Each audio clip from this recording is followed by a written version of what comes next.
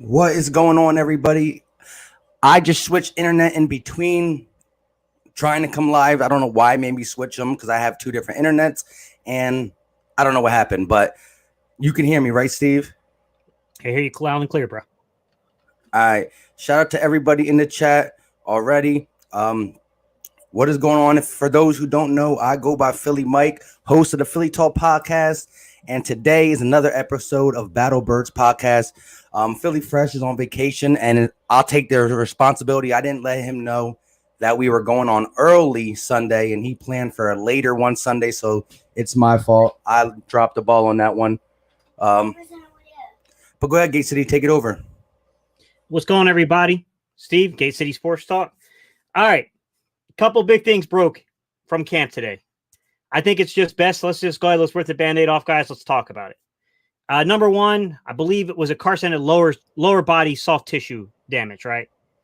My stance on Carson is they're just being cautious. I don't really think that's that big a deal. I think that's to be expected when you don't have OTAs and stuff like that these guys are going to have soft tissue injuries. And I think a conservative approach to those right now is probably the right thing, because what you don't want to do is create a nagging, lingering situation with those type of injuries. The Jalen Reagor situation, to me, I think is a little more serious. I said right from the start, man. I like the talent behind Jalen Hurts, but he's a 1 to 2 read quarterback, and he's got a lot of growth, right? I told Mike, you remember, I told people are a little crazy thinking Jalen Hurts can outcompete Carson Wentz at this stage. It's like he's nowhere near that yet. We saw a situation to where he made a bad read. He got picked off by Will Parks. And then Jalen Reagor, being Jalen Reagor, is treating this like, we're playing in the Super Bowl and he's got to go get the ball back. And he gets injured trying to make the tackle. That's the hard thing when you deal with these type of things. Is the only advice I can give here, guys, is you got to stay patient. I don't know the severity. I'm pretty sure at this point the Eagles organization really doesn't completely understand the severity yet. That takes time and testing to really get information out on. I'm pretty sure right now everybody's kind of doing the due diligence when it comes to these type of things, and they're probably looking it over.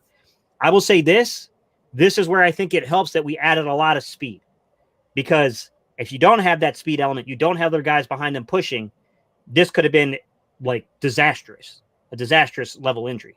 Right now, Jalen Reagor is clearly better than the other two rookies. He's further ahead of them in the route running. He's dynamic, so he's not just a deep threat. He can work the middle. I don't know that the other two guys have that complete ability yet, but we didn't lose speed element. We still got a lot of guys out here who can run. I know that you got me real quick, Mike, and you were like, yo, Gate, did you hear? What are your thoughts, man? I just don't understand why they're allowing someone to tackle a player on that type of play. Again, offensive players don't do the boatload of tackling. So, and if I'm the people at the scrimmage, I'm simply blowing the play dead as soon as Will Parks picks it off. Okay, it's a scrimmage still. It's training camp.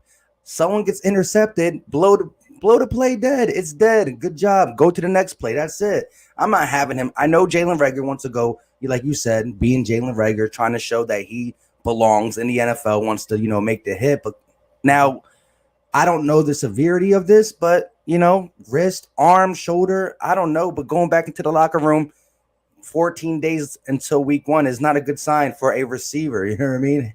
You need your hands. Can I tell you the beautiful parody of it, though, Mike? What do we always get on Carson Wentz for? Live to play another what? Live to play another down. Right? What does Jalen Reagor do? In a game, a scrimmage, a rep that doesn't matter, you get a little banged up trying to make the play. Correct. I mean, the parity between these two is, when I say that this is the perfect marriage, it's the perfect marriage between player and player. I mean, to be real. Yeah. I mean, they both have that fight in them, man. They can't help themselves. Neither one of them can help themselves, man. They think every play is the last play of the season and everything hangs on this one play. That's just the mentality that those two guys have. Yeah, and it's a great mentality to have, but come on, man. This is crazy. It's just the Philadelphia way. I mean, since the Super Bowl, we cannot breathe without something happening. I mean, offensive line, 2 injuries there, and now a guy that we're going to hopefully count on a lot, especially with Alshon not being here for the first half of the season. I mean, Jalen Reagor's to me, he's a starter. You know what I mean? He's a starter, whether it be in the slot or the X position sparingly. He's a starter, and I just can't wait to get the actual news on. Hopefully, it's not that bad. Wrap it up and come back in because, I mean, I'm tired of the bad news. It's just horrible. My gut instinct is he's going to be perfectly fine, but I'm not a doctor. I'm not a physical therapist. I don't even play one on television, so I don't know, to be honest, but he the little bit of the clip I saw of it, he looked okay to me. It just looked like he got a little banged up from it. I mean, look, how many guys get taken to the ground and get the air and it looks a lot worse than what it is? I mean, you get the air taken out of you. Sometimes it looks really bad, and all it is you got your air knocked out. So, I mean, hard to say. You know what I'm saying? Like, you just kind of have to let it play itself out. And we'll have to, you deal with it. You cross that bridge as you get there. I mean, yeah, but we've had a bad run of this stuff, man. We've definitely had a bad run of injuries, no doubt about it. Yeah, shout out to everybody in the chat. Appreciate all you guys. Joseph Vega, Be More Philly, Brokey 711, Bob, all you guys. If I haven't got to them, we're going to try to get to some of these questions as well. Quez Watkins didn't practice for the second straight day. I'm not really sure what's wrong with him, but I think it's more of like it's nothing that's going to keep him out for the season opener. But like I said, we got to get the news back on Jalen Reagor. If anybody gets the update while we're on here about Jalen Reagor, definitely let us know in the chat. Shout out to Jalen Williams in here, channel member to both channels. Appreciate you guys. But yeah, Gate, what do you think about the car? So you said to you, the Carson Wentz thing is just a precautionary. That's what it seems like to me. Soft tissue. Why run the risk of agitating something like that? You know what I mean? Especially with your starting quarterback. I mean, are we really thinking Carson needs this many reps? He needs to get in timing and rhythm. But timing and rhythm happens faster than people think. Yeah, there's going to be some subtle changes to the offense, and getting that working is important, but he doesn't need to be out there taking 90% of the snaps at this stage in his career. I don't think that's what it is. I mean, honestly, if I was Carson and I'm the coaching staff, I'm more concerned about getting him involved in film, working on subtleties with his mechanics. Because I'll be honest with you, as a guy who played the position before, I've breaking down film on Carson before, and I called him out. Sometimes his mechanics are off. His footwork gets off, right? He starts leaning a little back on one foot, too far up on the dot on his up front foot. And that causes you to be all over the place. So it'll cause you to sail the ball. It'll cause you to throw it into the ground. Like he has little footwork issues. But to be honest with you, I'm more concerned about the offensive line, Mike. I'm going to be honest. You give any quarterback of Carson Wentz's talent level time to throw the football, they're going to look good. Mm-hmm. If he's constantly facing pressure, he's going to underperform. It's just the way it is. And to me, I'm going to be honest. I don't trust. I know I'm probably going to get killed by some people for this one because I know some people love this guy, but I don't trust Mailata. I don't think he should be on the football team. I think wasting time and space right now with Mailata. Yeah, I was just going to transition to that because the beat writers that I follow were just talking about it all through this practice, that Josh Sweat was not only beating up Mailata, but he was beating up Matt Pryor. They said that with whoever lined up against Josh Sweat, whether it was Matt Pryor or Mailata, could not stop him. Just constant pressure. They said Matt Pryor looked really bad today. Again, that is the two people we're talking about to possibly play the position. I mean, Mailata sound confident in his little press conference, but I mean, of course you're going to talk highly about yourself. I mean, who wouldn't?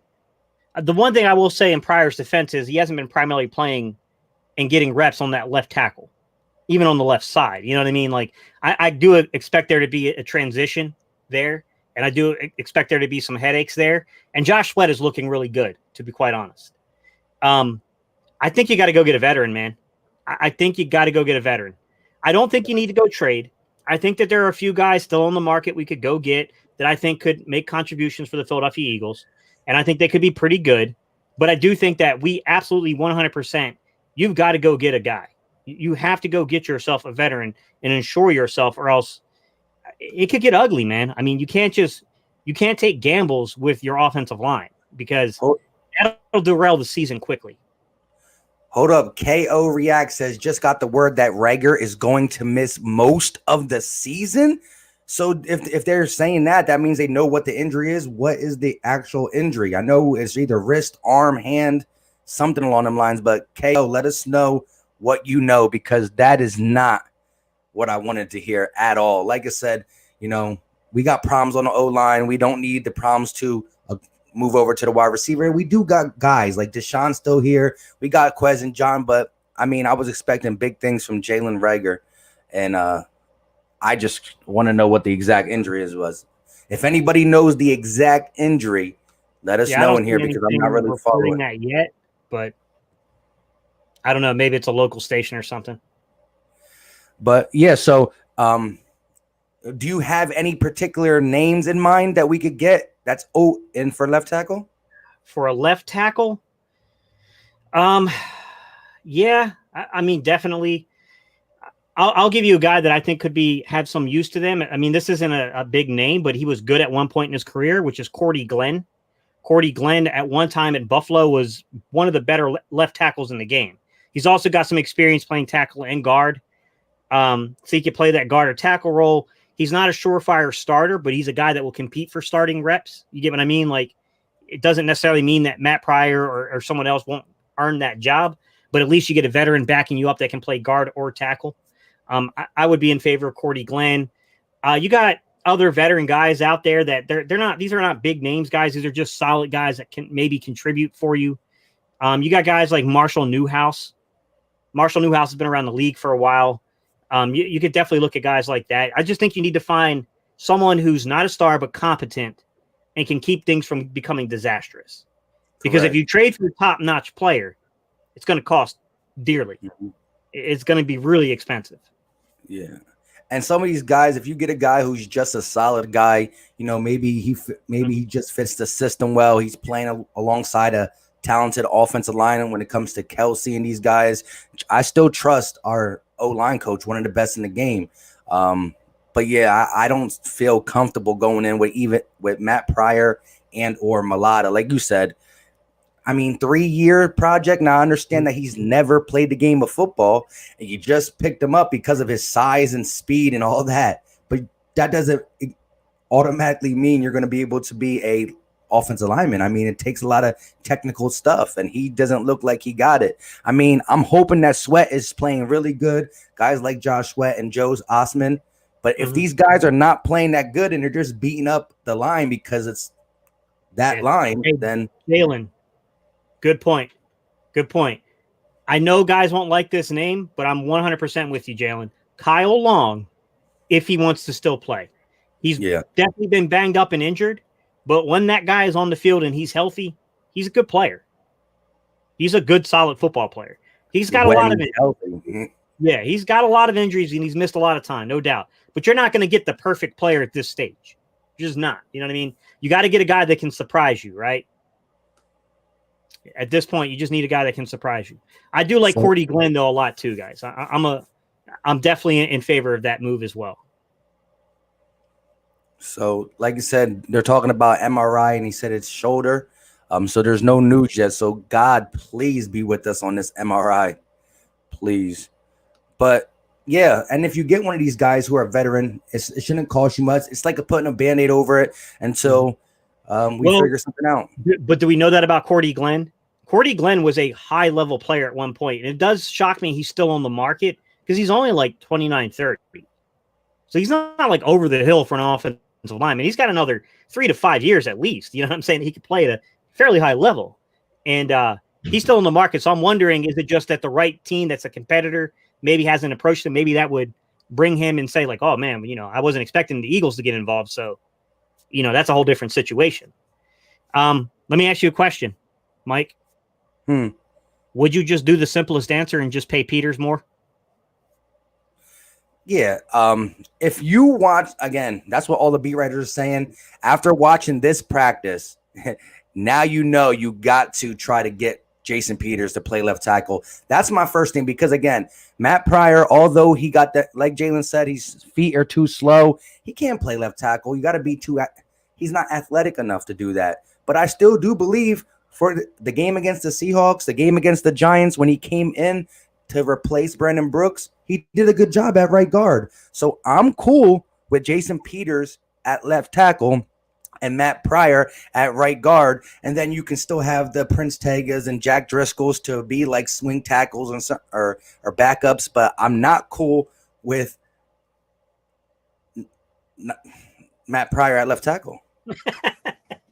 You got no faith in Matt? Come on, man. Nah, I got more faith in Matt Pryor at right guard. I think Matt Pryor's a guard. I think if you played him at right tackle, I think Matt Pryor could hold his own. But I'm a little scared with his. I'd have to. We really need to get Jalen on here to really break down some line play stuff for us. But I'm a little concerned with his footwork when it comes to the left side. Because Jalen can tell you, it doesn't take as long as some people might think to change that stuff up. But there is a difference when you're working with a different dominant leg and dominant hand. It is a little different. Some guys are way faster at adapting that muscle memory than other guys are. But I think Jalen told me one time, like, ideally most NFL level talent guys, within 6 weeks, they should have it down pat. However, how many weeks away are we again, Mike? 2. Exactly. That's the other side of it. Mm-hmm. I don't think we want this to get flushed out in week 4. But like you said about getting a veteran guy in here, even if we sign Jason Peters, if we pay him more to play left tackle, we still got to get a guy because Peters hasn't been the healthiest person. He's a guy who also get injured a lot. So, week 6, he's banged up. What are we going to do? Put Mulata in? Move Matt Pryor from right guard to left tackle? What are we going to do at this situation? I would move. I think Driscoll has the most natural body movement of those guys. Like, you're just watching him a little bit. I think he moves more naturally than the other guys do. Prince Tega, I love a lot. I think this kid's going to be good, but I do think that he's definitely a project. He's not a Mulata level project, though. He's not that, but he's definitely a project. Outside of that, man, Mike, do you have any faith at all in Mulata? Do you think Mulata can line up at left tackle against the Washington Redskins? No. Again, if Joe Osman is as good as Chase Young, then maybe that's why he was getting beat, but I don't think that's the case. So, hey, I'm really concerned about the left tackle. And if Jason Peters plays it, I'm not as concerned, but I can't count on him being here for 17 weeks, playing 16 games. He hasn't done it in the last couple years. So I'm with you. Go out there and get a veteran guy who's not good, but understands the game, can help out. Under Jeff Stoutland, maybe he does a little bit better. We got to go get somebody. We cannot go into the season with Peters as a left tackle, which we have to do that now. I think it's evident that we need to bring him at left tackle. Okay, bump him up. What is he making? $3 million, you said? Yeah. So he's guaranteed 3 with, I think, a chance to escalate up to 6. But you're going to have to, I think you got to guarantee him around 6. I think it's what he wants, to guarantee around 6, probably. I think Jalen has the right idea here. I'm reading his comment right here in front of me, guys. He says, honestly, I think you have to give Peters that raise and sign Cordy Glenn. That's exactly what I would do, too. That's exactly what I would do. I would give Peters the raise, as long as the raise isn't crazy. If he's asking like 15 mil, no. But if it's within reason, just give him the money.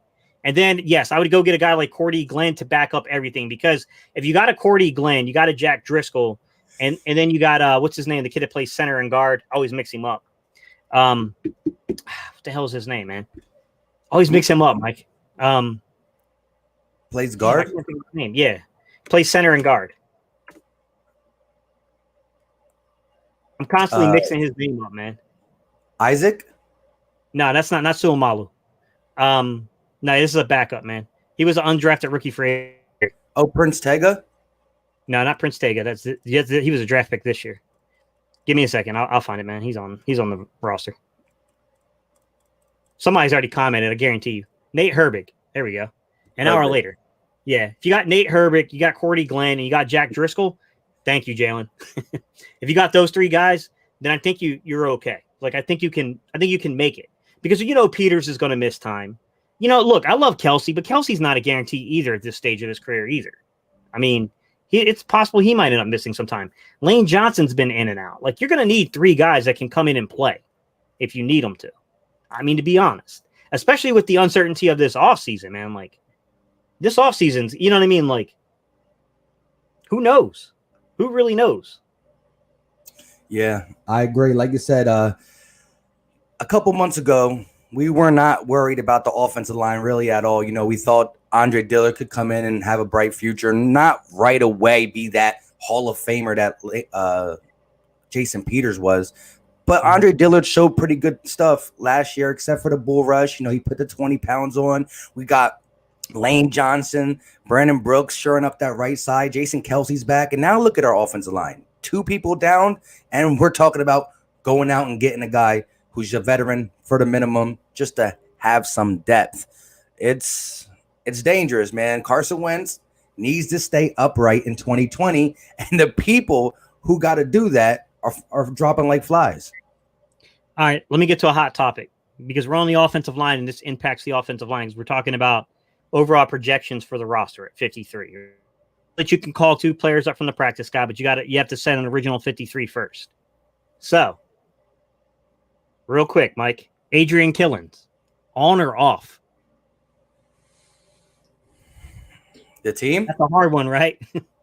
It is, especially with the offensive line now. It's like, I mean, so that 55-man roster, it's not fully 55. It's like you can keep them on like an IR thing for the COVID-19. That's what that's called. Like, so you set an original 53-man roster, and then the course of the year, you can call up 2 players from your practice squad to serve as a 55.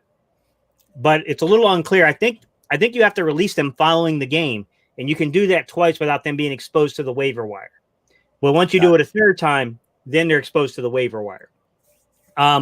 There is an active 48, so they increased the active roster from 46 to 48 on game day, but one of those 48 players must be an offensive lineman. Gotcha. Well, and we're going to need it to be an offensive lineman. Yeah, but, definitely.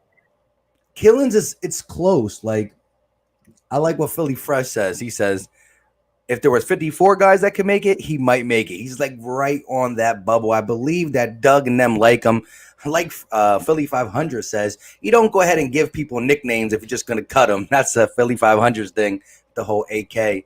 I don't know. I mean, the running backs, Corey Clement's looking pretty good. I wasn't that high on him, but Elijah Holyfield's getting burned. It's going to be tough. And like you said, prior to this video, we got a lot of guys who can do special team things like Jalen Reagor, if healthy, John Hightower, Quez Watkins. They got a lot of guys back there returning kicks and stuff. Even Corey Clement was in the return game helping, even though that's how he got hurt. So with all that, I mean, I would love for the guy to get on the team. I don't want him to get picked up by somebody else, but it's going to be a close one. So I think it's 50-50. I think he's at a 50-50 juncture in this. I think the Eagles want to keep him. They want to keep him within the organization somehow. But my question is, will you ever have a better opportunity to make a roster as a running back than you do right now for the Eagles within the next 3 to 4 years?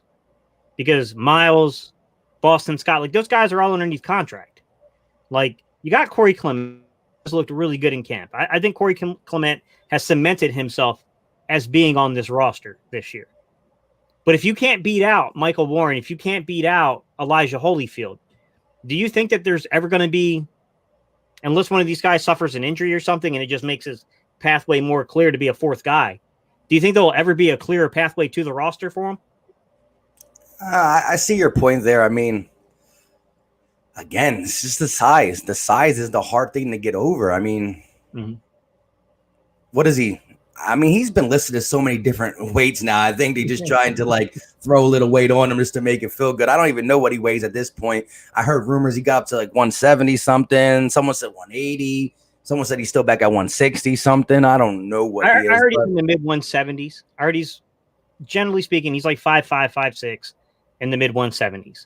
Which, to be honest, if you're that height and you're 175, you got some build to you. Like, you definitely got built to you at that height, at that weight. I mean, think of that. What was Darren Sproles? Almost 200 pounds at that height. Think of Yeah, that he was dude was like, a bowling ball, man. yeah. And that's the biggest thing. People say, what about Darren Sproles? The dude was like 190 something. Yeah, he was small in height, but he was 190 is still pretty good. I mean, you want your guy to be in the 200s if he's going to get a bulk of the carries, but that's why Darren Sproles was never that guy who ran the ball 25 times. He was your gadget type guy.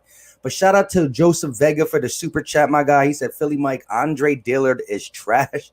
He is soft. He isn't going to work out for us. Jordan is no good. Hasn't picked up on the game yet. Has to go. Killing stays. And so came, like I said, I won't say that Andre Dillard is a full bust yet. I mean, it's disappointing that he's hurt, but I saw good things come out of him. Yeah, he got to shore up that bull rush. He got to get, as you would say, not being soft.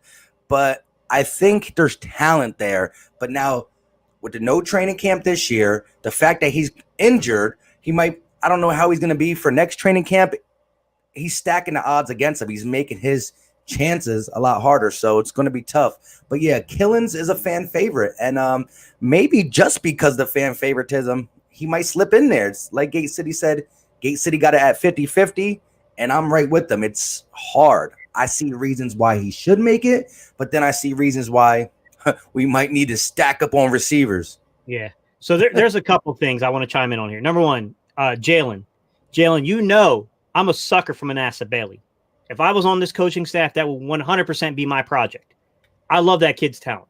And I know that he's probably not ready to compete for a roster spot right now. I would have that kid on the practice squad if I was on the coaching staff, because I see, like, as a guy who coaches receivers, I see something there. There's something there about this kid. Like, that 90-yard touchdown, like, that's just thankfully, finally, we got to see what this kid can do, because he's a little weird, man. He's kind of the most similar guy I could think of that to compare him to on the Eagles roster is Reagor. Not that he's anywhere near Reagor's talent level and skill set yet, but body structure, the way they play the game, there's some similarities there.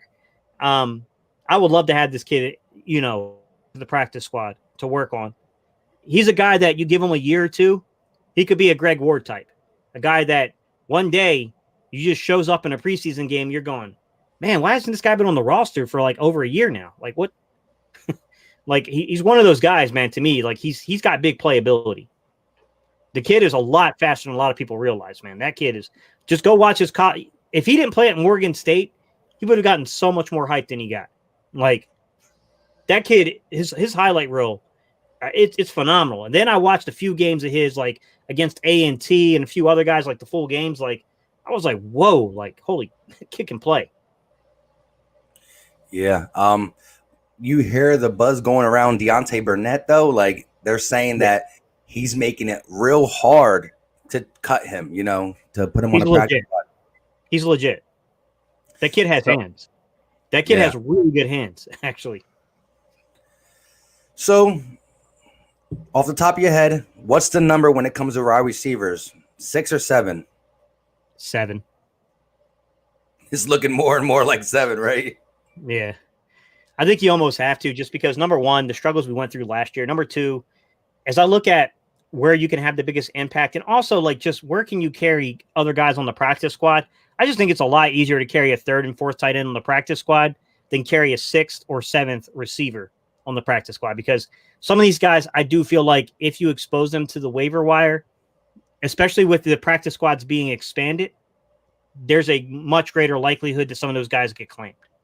Especially like a Deontay Burnett and those type of guys, like Quez Watkins, Deontay Burnett. Like, if you expose those guys, in my opinion, they're getting snatched up.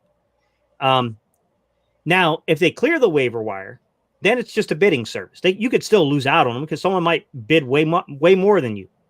I mean, that's when it comes down to the organizations that are really willing to pay for the players. And keep in mind, guys, your practice squad does count against you in terms of your salary cap in season. It's normally incremental. You're not talking about a crap ton of money invested in the practice squad, but when it's 16 players, clearly you're going to have a handful of guys you value more than the other guys. And you're going to pay them more. So it's a matter of who are you going to invest the money in? Which guys are you going to really give that paycheck to keep around? So everybody in the chat, let us know what you believe when it comes to the wide receivers. Give me the number you think we're going to keep when the season starts week 1. Who will be on the roster? How many? 6, 7, 5? Let us know in the chat. And shout out to all 125 people watching, probably on different channels, because I believe we're still live on Philly Fresh's. So we got this live on 3 channels: Philly Fresh. Make sure you show him some love. Gate City Sports Channel and the Philly Talk Podcast. But let us know how many receivers are going to make the team. So, Mearslat, if you were talking about when I was talking about Manasseh Bailey is a wide receiver out of Morgan State. He was one of the undrafted rookie free agents we signed. I have a video. If you go back to my catalog, you can see where I broke down film on this kid, and you can see why, like, I'm really high on this kid. And this kid is not ready to compete this year. Like, he's not going to make the roster this year. It's not even close. But me personally, as a guy that loves projects and loves to work on kids, like, there's something there to work with this kid. This kid has real potential. Deontay Burnett, though, I think is just in a different place. Number one, I think Deontay Burnett was actually a draft pick, wasn't he? Mike, wasn't he drafted? Who? Deontay Burnett. I don't think he was drafted by the Eagles. Was he drafted, or was he an undrafted rookie free agent a year ago? We got him off the Jets. Yeah. So I can't remember, though, if they picked him in the draft or if they signed him as an undrafted rookie free agent. I can't remember if he was a late-round pick or if he was undrafted. But he's ready. Deontay Burnett is ready to contribute on the team. The kid can field punts. He can field punts. He can definitely be your 4th or 5th receiver on a team. No doubt about it. He won't be that on the Eagles. I doubt it unless there's injuries, but kid's got hands, man. He does. He's not the fastest guy, not the strongest guy, but he got reliable hands, and that will take you far in the NFL. Shout out to Joseph Vega for another super chat. He says Killins is small, so with Sproles, if you put him on the P squad or wave, Andy Reid will get him. He will be a playmaker, and you can't hit what you can't catch. Hey, I do see a lot of playmaking skills when it comes to AK-46.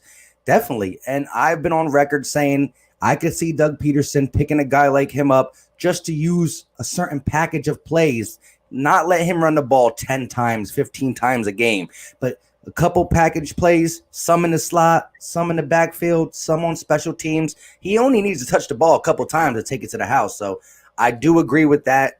Very explosive. We're going to have to see. I do believe he's getting a great chance to make it because of Miles Sanders being hurt. Well, not hurt, but they're taking the precaution on Miles Sanders. Boston Scott hasn't been practicing much. So he's getting more reps because of no Miles Sanders and Boston Scott. So he's getting all the opportunities. So we're going to have to see what happens. But shout out to everybody that said it. 7 or 8 says Rock the Artist. Chris says 7. Mm-hmm. Roma Moore said, hey, we need 8. We need 8. We have about 9 guys, I think, that can honestly play. But, yeah, I think it'll be 7. Joseph Vega, number 1, man. I know my guy Mike appreciates you, bro, because you're constantly coming in, donating and stuff, man. We appreciate you, bro. Number 2, I will say this, man. I can guarantee you JJ Arcega-Whiteside is going to be on this roster unless there's trade value, unless you can move him through trade. I think it's the only way that he wouldn't be on this roster. He's looking good in camp. He looks like a different guy out there. He's one of the few guys that you can use as a possession receiver. And look, you're not going to get rid of Alshon unless you know JJ's going to be the guy.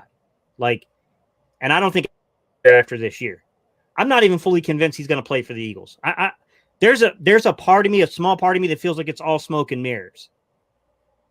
I feel like they're just trying to drum it up to make it seem like, oh, the injury wasn't as bad as thought. He's ready to play, to try to drum up interest in him.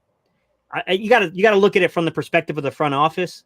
They're waiting to see people who suffer camp injuries, just like we're suffering them on the line.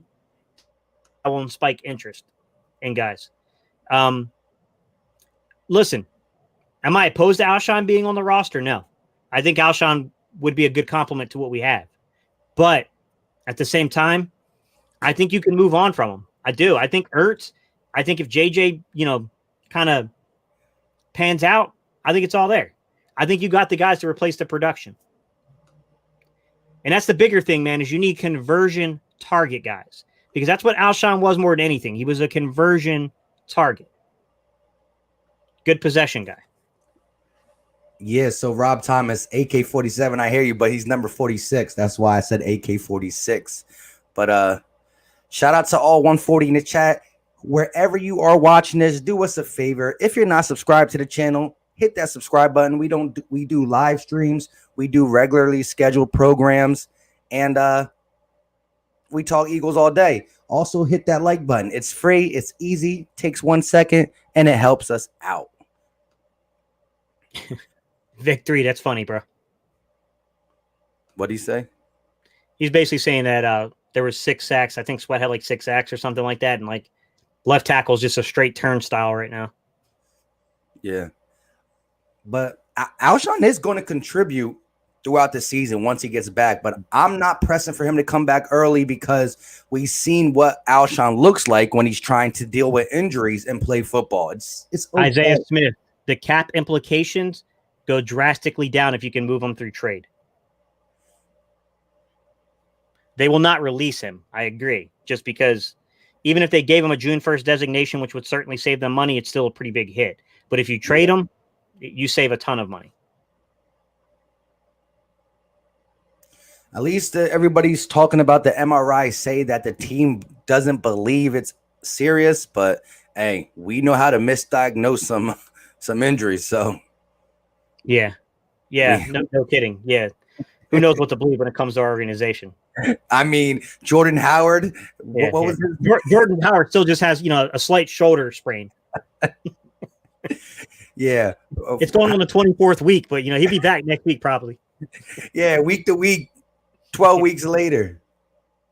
Oh man, it's just like the practice squad is bigger and you can actually dress someone off it for games. Is it just the practice squad is bigger and you can actually dress someone off for games? Is that what he was talking about for you?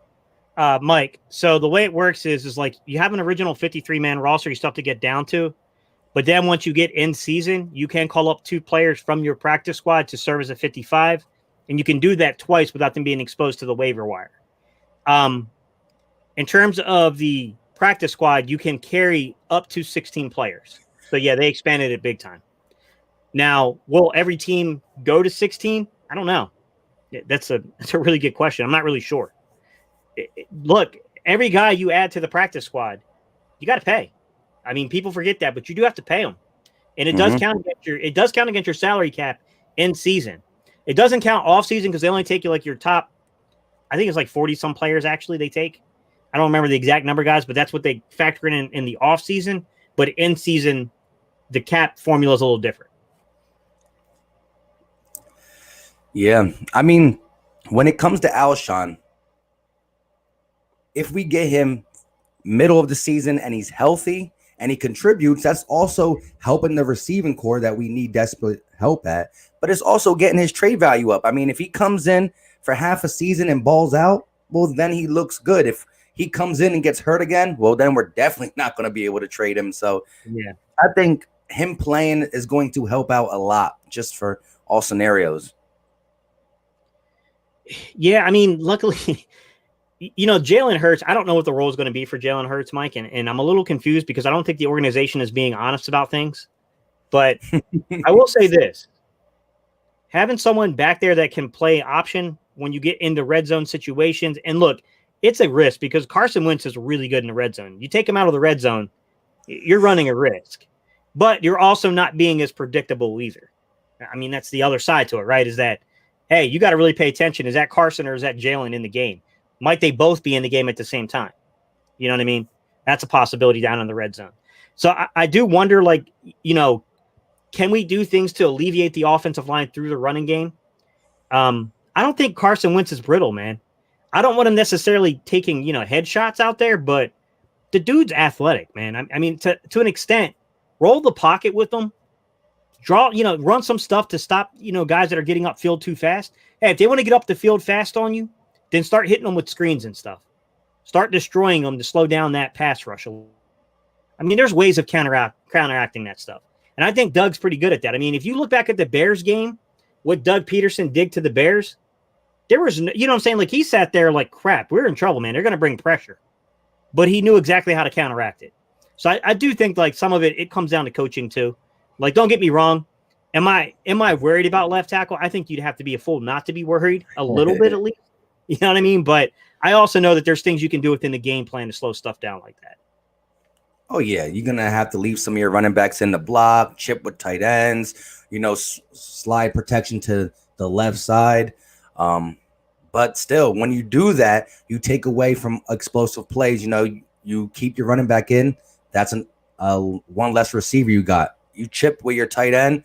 That's just more slowing his route down. You know what I mean? So you don't want to have to rely on that, but you got to do what you got to do at this point. And the first note of business is get Jason Peters to left tackle. Just do it. You got to do it. Yeah. Yeah, it's tough, man. I see people kind of chiming in on the Killins thing, and it looks like everyone's kind of split on it. Here's my thing. I can tell you that the coaching staff, and I don't know if he's going to be on the roster. I don't get a say in it. You know what I mean? But I know the coaching staff is at least envisioning ways in which they could use the kid. I got to agree. You give someone a nickname, it's important. That means something, right? You know what I mean? Like, they clearly have caught your attention. You know what I mean? I do think it's a little rough because earlier on in the video I made about Killins, I said the easiest path for this young man to make this team is through special teams production. I don't know how much they would consider using him as a punt returner or a kick returner. Maybe that could be his role in the long term. I don't know that he has the ability to be a gunner. I think that's going to go to the defensive backs or a receiver to be a gunner out there, maybe safeties. But there's a lot of guys kind of in and out that makes it hard to figure out. Did you see the first team reps that were being taken at gunner and who they had out there, Mike? No, I didn't see that. Now, don't get me wrong. They've been going back and forth. I think Marcus Green has even played a little bit as a gunner, but they definitely had Rudy Ford out there, which Rudy Ford makes a lot of sense as a gunner. But, I mean, they've had guys out there like Rasul Douglas, Marcus Epps has been playing some gunner. They've definitely got guys all over the place playing that gunner role.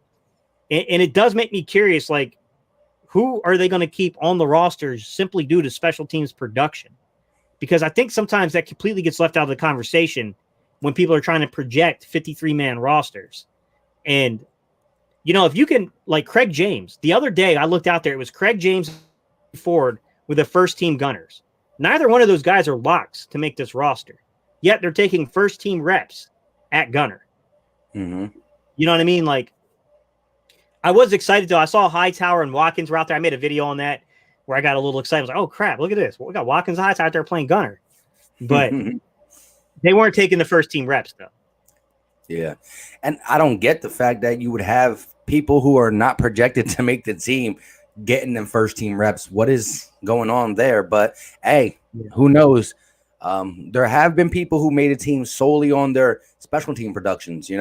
One of our guys, who was that backup safety that we had for a long time? A white guy, Chris Maragos.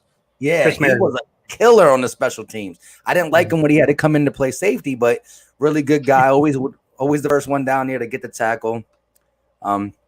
Yeah, man. So still no word on Jalen Reagor, I see. But yes, just to bring it back up for the people who are just getting in here, how are we allowing your first draft pick to tackle a person on an interception, blow the play dead? I mean, exactly. As soon as Will Parks caught the ball, it's a scrimmage. He caught the ball, boop, blow the whistle dead. Talk about the play, do what you got to do. Don't allow Jalen Reagor to go make a tackle. He's not used to it. And it shows the passion, the fire in his game, but it also shows we got to be smarter than that. We got to be better than that. Yeah. Jalen got to be smarter, and the coaching staff can't allow it. The coaching staff's got to get on things a little more. Some of these injuries, and I don't think the Reagor thing was serious.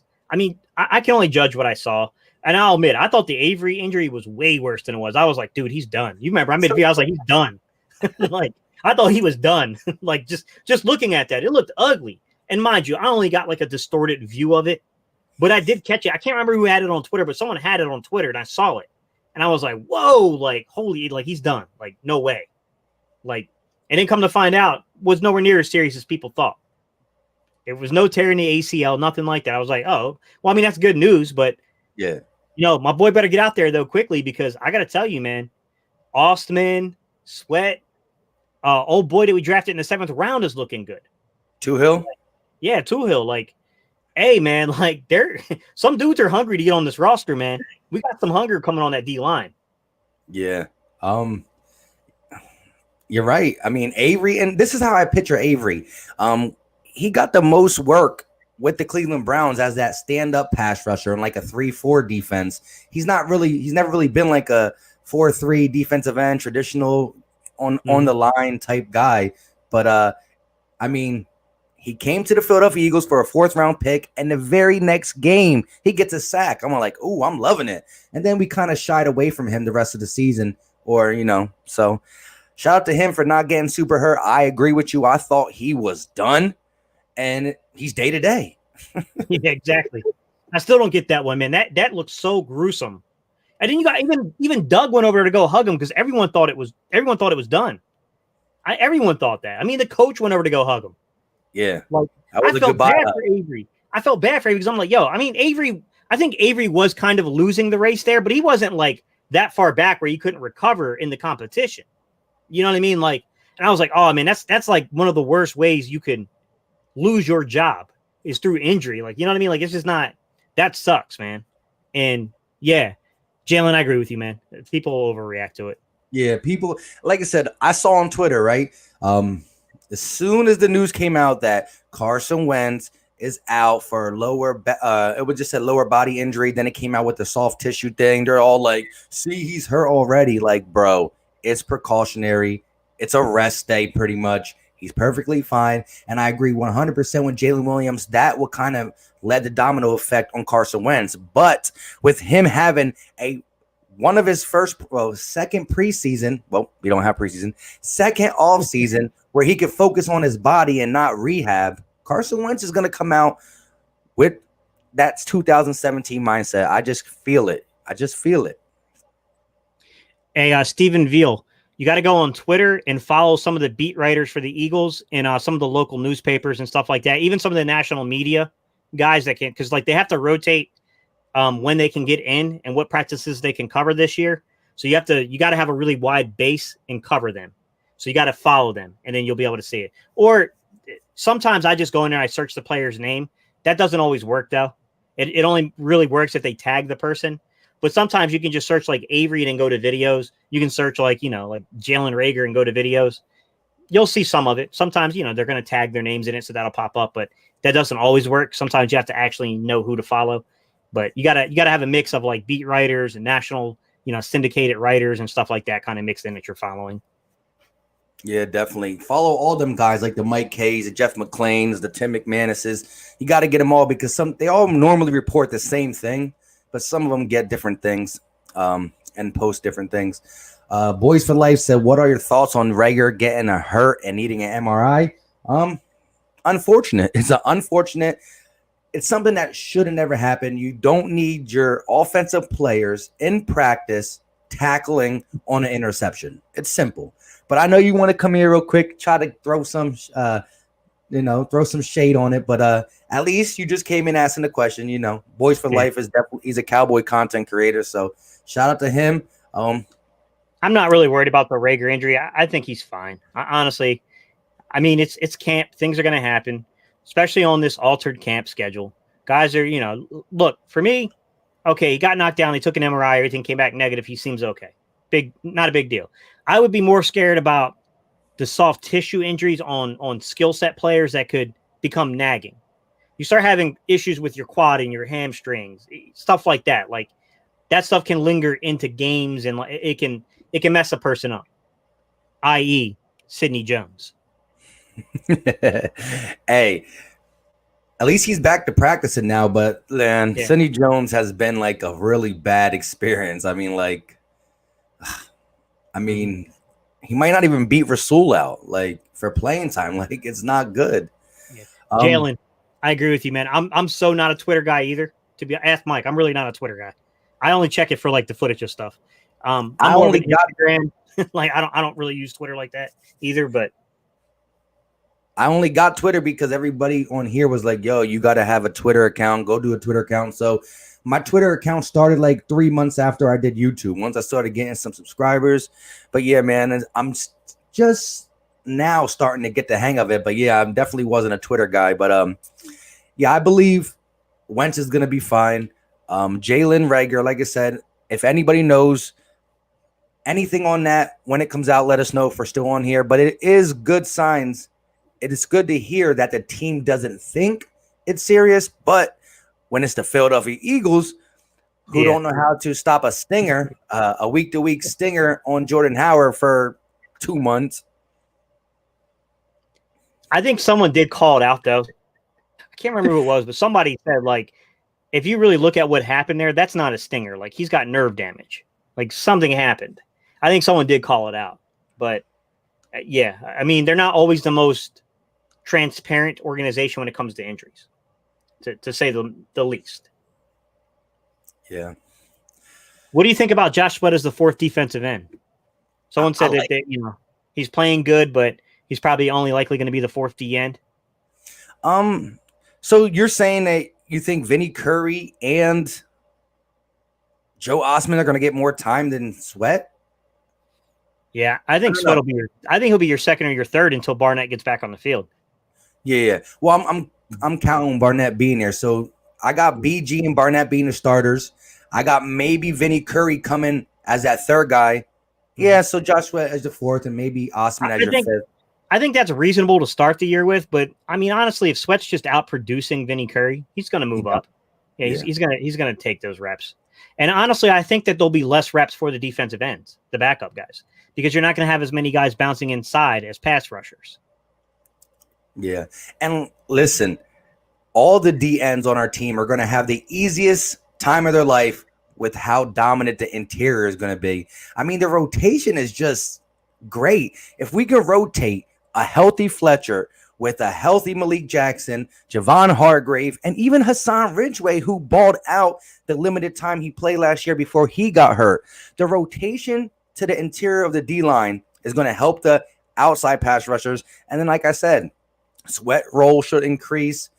Maybe Osman is really that dude, and our offensive line is not as bad as it looks. Who knows? We'll find out week one, though, because the Redskins don't. The Washington football team don't really have a good offensive line, so we should eat against their O-line. Yeah. So, Vic, you're asking a really good question. I can tell you what my preference is, but the best fit is a really good question, and I won't know that without really breaking down film on each guy and looking into their history. Who have they worked with that maybe has worked with some of our coaches before? I mean, that's a really complex question, but I prefer Cordy Glenn out of those guys personally. That's who I like, because there was a time where he was one of the better left tackles in the game. He's definitely got experience playing guard and tackle. I think he's even got a stretch in his career where they used him in jumbo packages too. So he came in as that, like extra offensive lineman that came in like in a 13-man personnel in a jumbo package and played. So, I mean, I could see that one being a good kind of backup move where the guy he could potentially compete. I really liked Jalen's take on it, though, which is just pay if it's within reason, if it's reasonable, pay Peters, bring in Cordy Glenn. Now I think we're okay. We know Peters is going to miss some snaps here and there. Cordy Glenn should be serviceable at minimal.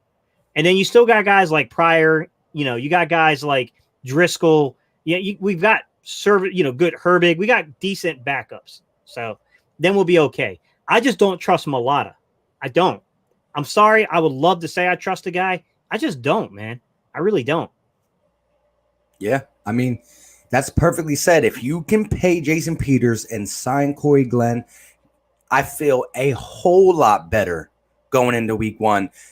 I don't feel good at right now with just saying, Sunday practice, let's try Jordan Mulata and Matt Pryor at left tackle, and Josh Sweat is just having a day with him. Like, is there anybody even in front of me? Yeah, Mulata could be. I mean, look, Mulata could turn out to be really good, or you can turn out to be like fall on your face bad. Like, I mean, to be honest, like it's really hard to say, and I don't want to take a risk of that. You know what I mean? Like, I don't want to take a risk of that in season trying to find out. Some of you guys are asking about Cordy Glenn. Yeah, he was a second-round draft pick, I think, of the Bills back in like early 2010-ish area, like 2011, 2012, somewhere in that area. He got drafted. He was like a second-round pick. Yeah, we definitely got to roll Carson Wentz out the pocket a little bit more. That's the main reason we brought Rich Scangnello in. He's going to design more bootlegs, rollouts, and we know that Carson Wentz was number 2 to Russell Wilson on rollout passer rating of like, I forgot what it was, but it was second to Russell Wilson. But especially with this offensive line struggles, we're going to have to roll some of this stuff out, do certain things, use our running backs, use our tight ends to chip. On Mulata, preseason, man. I mean, that's all we really have is the preseason. I mean, I definitely can pull film for you guys. If you guys want me to actually do a breakdown on Mulata, I can do one this upcoming week if that's something you guys want. But we're going off of preseason reps, guys. I mean, outside of that, I can give you a little bit of camp stuff, but it just hasn't been good this camp. I mean, it's been up and down. He's had moments of good stuff. I don't want to make it seem like it's only been negative, but he's been wildly inconsistent. But you think he makes a team solely off what they invested in him already? They invested too much time, so they're just going to keep him on the squad? So that's a tricky one, man. That's a tricky one, Mike. I can see that. I can definitely see that point where he makes this roster based solely upon that.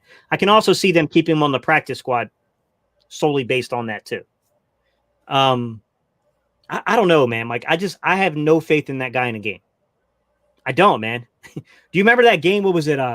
We had that offensive lineman we drafted, and we put him in one of the Giants game. And I mean, you talk about being eaten alive. I can't even remember his name anymore. Like, it was during the Trey Thomas era when Trey Thomas went down with an injury. We had drafted a kid in the second round like that year. God, we put him in a game, and you talk about being like lit up. Like, dude, I mean, they were just, you could just count 1, 2, 3, and McNabb was on his back. It was ridiculous. Like, I remember that game. I just can't remember the player, sadly. He said, Gay said, don't waste your time on a lot of video. You will do better with a black screen. With a blank screen.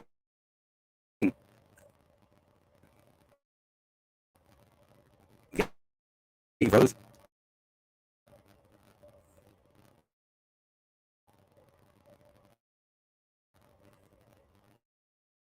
Are we good? Is it just Casey froze? Are we all froze? What's going on?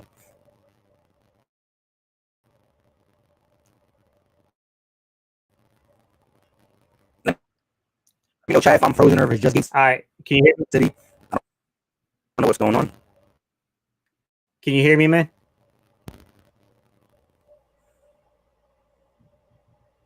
What happened? I don't know, man.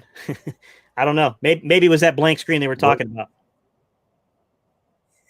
Was I froze or were you froze? Or I don't know. I just I hit my the airplane mode and turned it back on just in case it was me.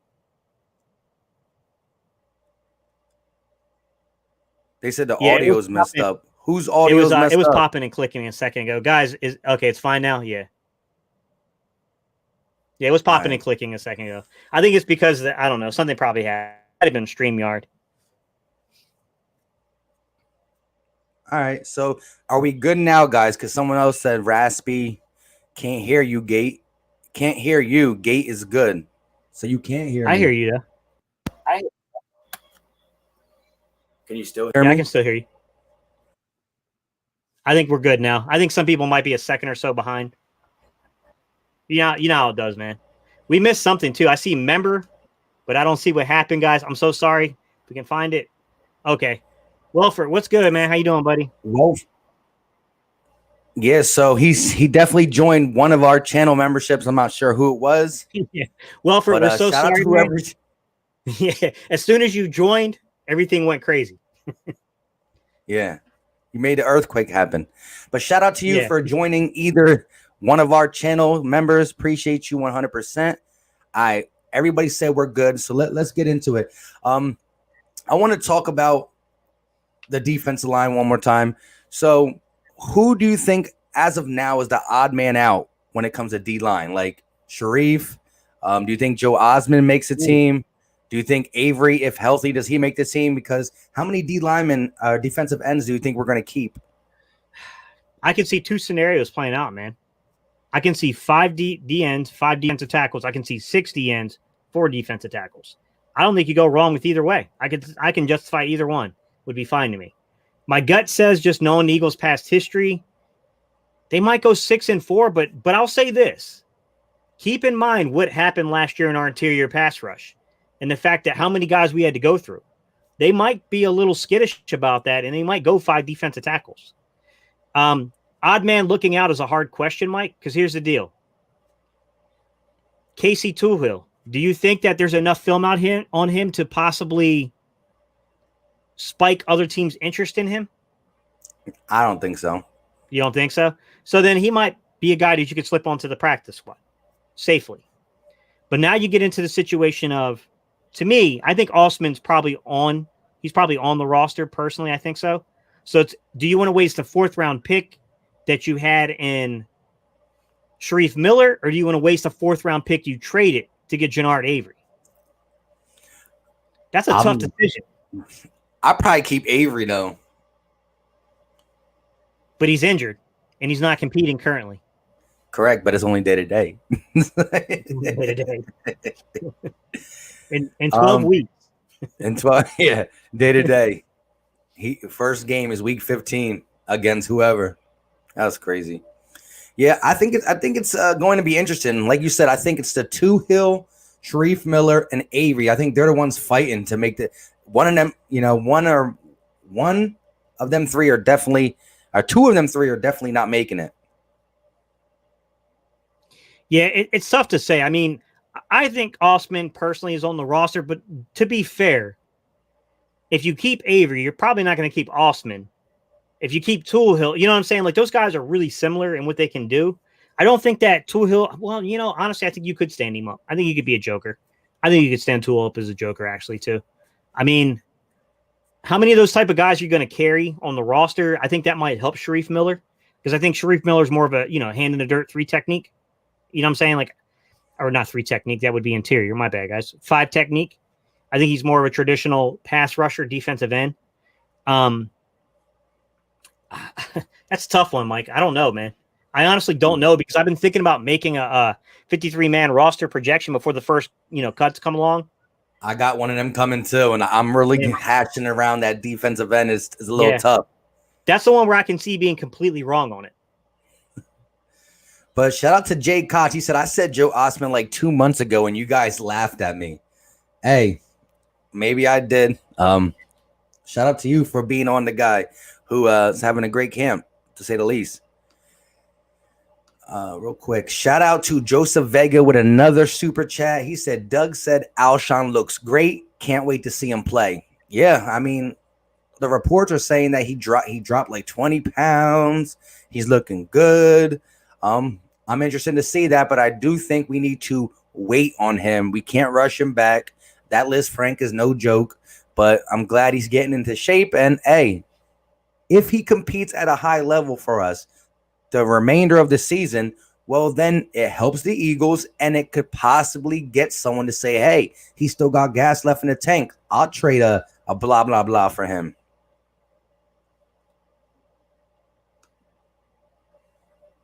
So hang on, I'm trying to read. So Joseph, one thing I will say is you can make the same argument though with Sharif Miller, because the Eagles used a 4th round draft pick on Sharif Miller. So I mean, that kind of argument would still apply with what you said with Avery with Sharif Miller too. In terms of, so if I got your numbers correctly, you're going 5 D ends and 5 D tackles. Because you're saying then you would take Toohill and hang on, okay, Osman and Toohill, you're saying you would take them to the practice squad. I'll say this about Joe Osman. I don't think he makes it to the practice squad. He's not a secret. Organizations knew about him when we signed him as an undrafted rookie free agent. There were other players that wanted him, so I don't know that one's a guarantee that he would sneak through. I think someone might go after him in a waiver. Dang, a lot of people are scared with the O-line, and rightfully so. He says O-line scares the out of me. Another wasted season. I won't say wasted season, because I do think we could doctor this O-line up. Like Gate City said, you bring in Corey Glennon. You sign Jason. Well, you don't sign him, but you move Jason Peters over to left tackle, work something out with him. You get a veteran guy in here. You use Matt Pryor and Jack Driscoll as your backup right guards. Start Matt Pryor, but Driscoll's the replacement for him. And it's not the best offensive line, but it's a lot better than what we're sending out in training camp now with Malata at left tackle, Matt Pryor at left tackle. So it got to be done. You got to move Jason Peters over there. And I'm with Gate City. Go get a veteran to back up Jason Peters because he hasn't been the healthiest guy. I'm saying I would go get Cordy Glenn. I would go sign Cordy Glenn, and I would pay Peters as long as it's in reason. I'm not saying pay the guy $15 million, but if he's being reasonable about the pay raise, pay him. Move him to left tackle. Go get Cordy Glenn. Put Matt Pryor at right guard, and then I think we're in a much more stable area. You know, you got Cordy Glenn who can be a swing guard and tackle. He can do it. And behind him, you got a young guy in Jack Driscoll that can do it too. Then you got, you know, Herbig who can definitely play center guard. You know, I think you're in a good place if you do that, in my opinion. But, you know, even the best laid plans, sometimes they unravel. I agree with that, Jalen, by the way. He was definitely making this roster last year. Yeah. Let's relook season record now. Oh, you mean like what we think it'll be? Vic, yeah, to me, it's the same. It's a 10 win or bust. If the Eagles can't manage double-digit wins, I think it's a bust season. Definitely. Yeah, I agree. And right now, we got 128 people in the chat. Now, again, we are live on 3 different channels, so it might not add up to you guys to see 128. However, whoever's channel you're watching on, make sure you're subscribed to the channel. We do live streams, and we also put out regularly scheduled programs. That's what I like to call it. Hit that like button. It's something quick, easy. Click the X off the chat, smash that, and come back and holla at us. Now, here's a question for you guys. Since you guys asked us our record predictions, and we're going to talk about that a little bit, let us know in the chat, what do you think the record looks like? Did anything change to you guys with seeing the offensive line struggles and blah, blah, blah, blah, blah? Let us know in the chat what you think the record prediction will be for the 2020 season. And I'm with Gate City. I said prior to that 11-5, 10-6, and that's where I see us this season. It's tough, man. I'll say over 10 wins. I think a good conservative estimate's 10-6. I think the Eagles being 10-6, Cowboys being 9-7. That's the way I see it with the Eagles. I'm not saying the Cowboys don't have talent. I'm saying that when the pressure gets on the Cowboys, we've seen them fall time and time again on their face. And I know that they're excited about having a new coach, but as I pointed out in the live stream I did with 2 Cowboy content creators, it seems like to me is that they're putting a lot of trust in a guy who had a lot of similar issues to Jason Garrett, to where he lost the locker room. His offensive play calling got stale. Like, I mean, people say a lot of things about Jason Garrett, but there was once upon a time Jason Garrett was one of the up-and-coming play callers in the league. And that, I think sometimes that gets slept on. That gets overlooked. So, I mean, it's just my take on it, man. Just trying to be fair about it. I see the Eagles 10-6, the Cowboys 9-7. I think they're both playoff teams. I think the Cowboys slip in there on that, because we expanded to playoff, the playoffs. So I think they'll get on that expansion. I think they're going to make it. So the majority of the people got that 10-11 win. We got a couple people saying 9-7, which I think that will be a kind of a bust season. We got some brave guys out there talking about the 13-3s, the 12-4s. Guys, I hope you're right. I hope you're right. I would love that. I would love to be wrong about. I would love to be wrong about that. I really would, because that means we possibly could have home field advantage for the playoffs, which with the expansion of the playoffs, and I think only one team gets a bye now, right? Only one per conference. Yep. Man, that's huge. That's a huge advantage. Anthony T says, shout out from the UK. Great job on the channel. Appreciate you for tuning in from all the way over there. I love how Eagle fans are all across the globe. Appreciate it. What's up, Anthony T? Appreciate you, buddy. Yeah, so like I said, a lot of people got that 11-5, 10-6. Yeah, I think it's a decent, that's a nice conservative estimate. I see some people really confident with 15-1. I'd really take that, but thanks for letting us know, my guy. Roll the windows down. Roll the windows down. 14-3 NFC champs, high hopes. I like that. Shout out to our guy, Philly Notion, who also is a Philadelphia Eagles content creator. Yeah. So do us a favor. When this stream is over, go ahead and check it out. Philly Notion. Motion with an N. If you like what you see, hit that subscribe button. He's definitely up and coming. He's been doing this for about maybe 2 or 3 months. Shout out to Philly Notion. Notion was with me. He went into battle with me during that podcast, by the way, guys. He's very positive at 16-0. He's saying, tell Miami they're yeah, man, that would be great. Yeah. I wouldn't take my own money down there and bet that, but brother, I hope you're right, man, because you got it. Like, hey, Notion always brings the positive energy. That's one thing I can say about Philly Notion. Facts. He definitely brings that positive energy. And when y'all did that stream with the Cowboys guys, it was crazy. The Eagle fans travel great because I believe on Sid's channel, he kept around 30 people in the chat, between 28 to 32 people. And there was times where the last 14, 15 comments were all Eagle guys. There was really no Cowboys in there watching it a little bit. So shout out to the Eagle fans that travel. Hey, are you available Friday night? I would love for that to happen. But what do you say? Gate City versus Vach. Oh, he was good offensive coordinator. Oh, that's not the one. Yeah. Oh, yeah, you did say something. You did call out Vach a little bit, not in a disrespectful way. You just said that, you tried to, debate with him after the LOB thing. And he was just like, what he saying? He said he's not interested, or? He basically, what he said is that he doesn't, from what I understand, what came back to me, because I didn't ask him personally. I had other people do it for me that knew him a little better than me. But basically what I understand is that he doesn't like the debate format, which, by the way, it doesn't have to be a debate format. I mean, if you want to debate, I'm open for it. But just in general, I enjoy talking to guys that break down film. And there are some things I'll admit he said I don't agree with. And I do think he got away with it because I wasn't in the chat to check it. But I mean, look, I get it. I get that, it's not fair for me with only 2,100 subscribers to ask a guy with, I mean, what's Vach got, like 50,000? I get it. I get that. But I'm just saying, I would love to talk to him. Yeah. And I agree on that note. He's a lot of subscribers, but hey, not too many people can break it down as good as you. So, I mean, for anybody who does like the debating part, you'd be a great opponent in any debate. So shout out to that. Shout out to Philly Notion for the $4.99 super chat. Everybody smash that like button. Salute to the GOATs. Shout out to you, my guy. And like I said, definitely after the stream's over, go check them out. It doesn't hurt to watch a video. If you like it, there's a red button. If not, there's an X button. So shout out to you guys, though.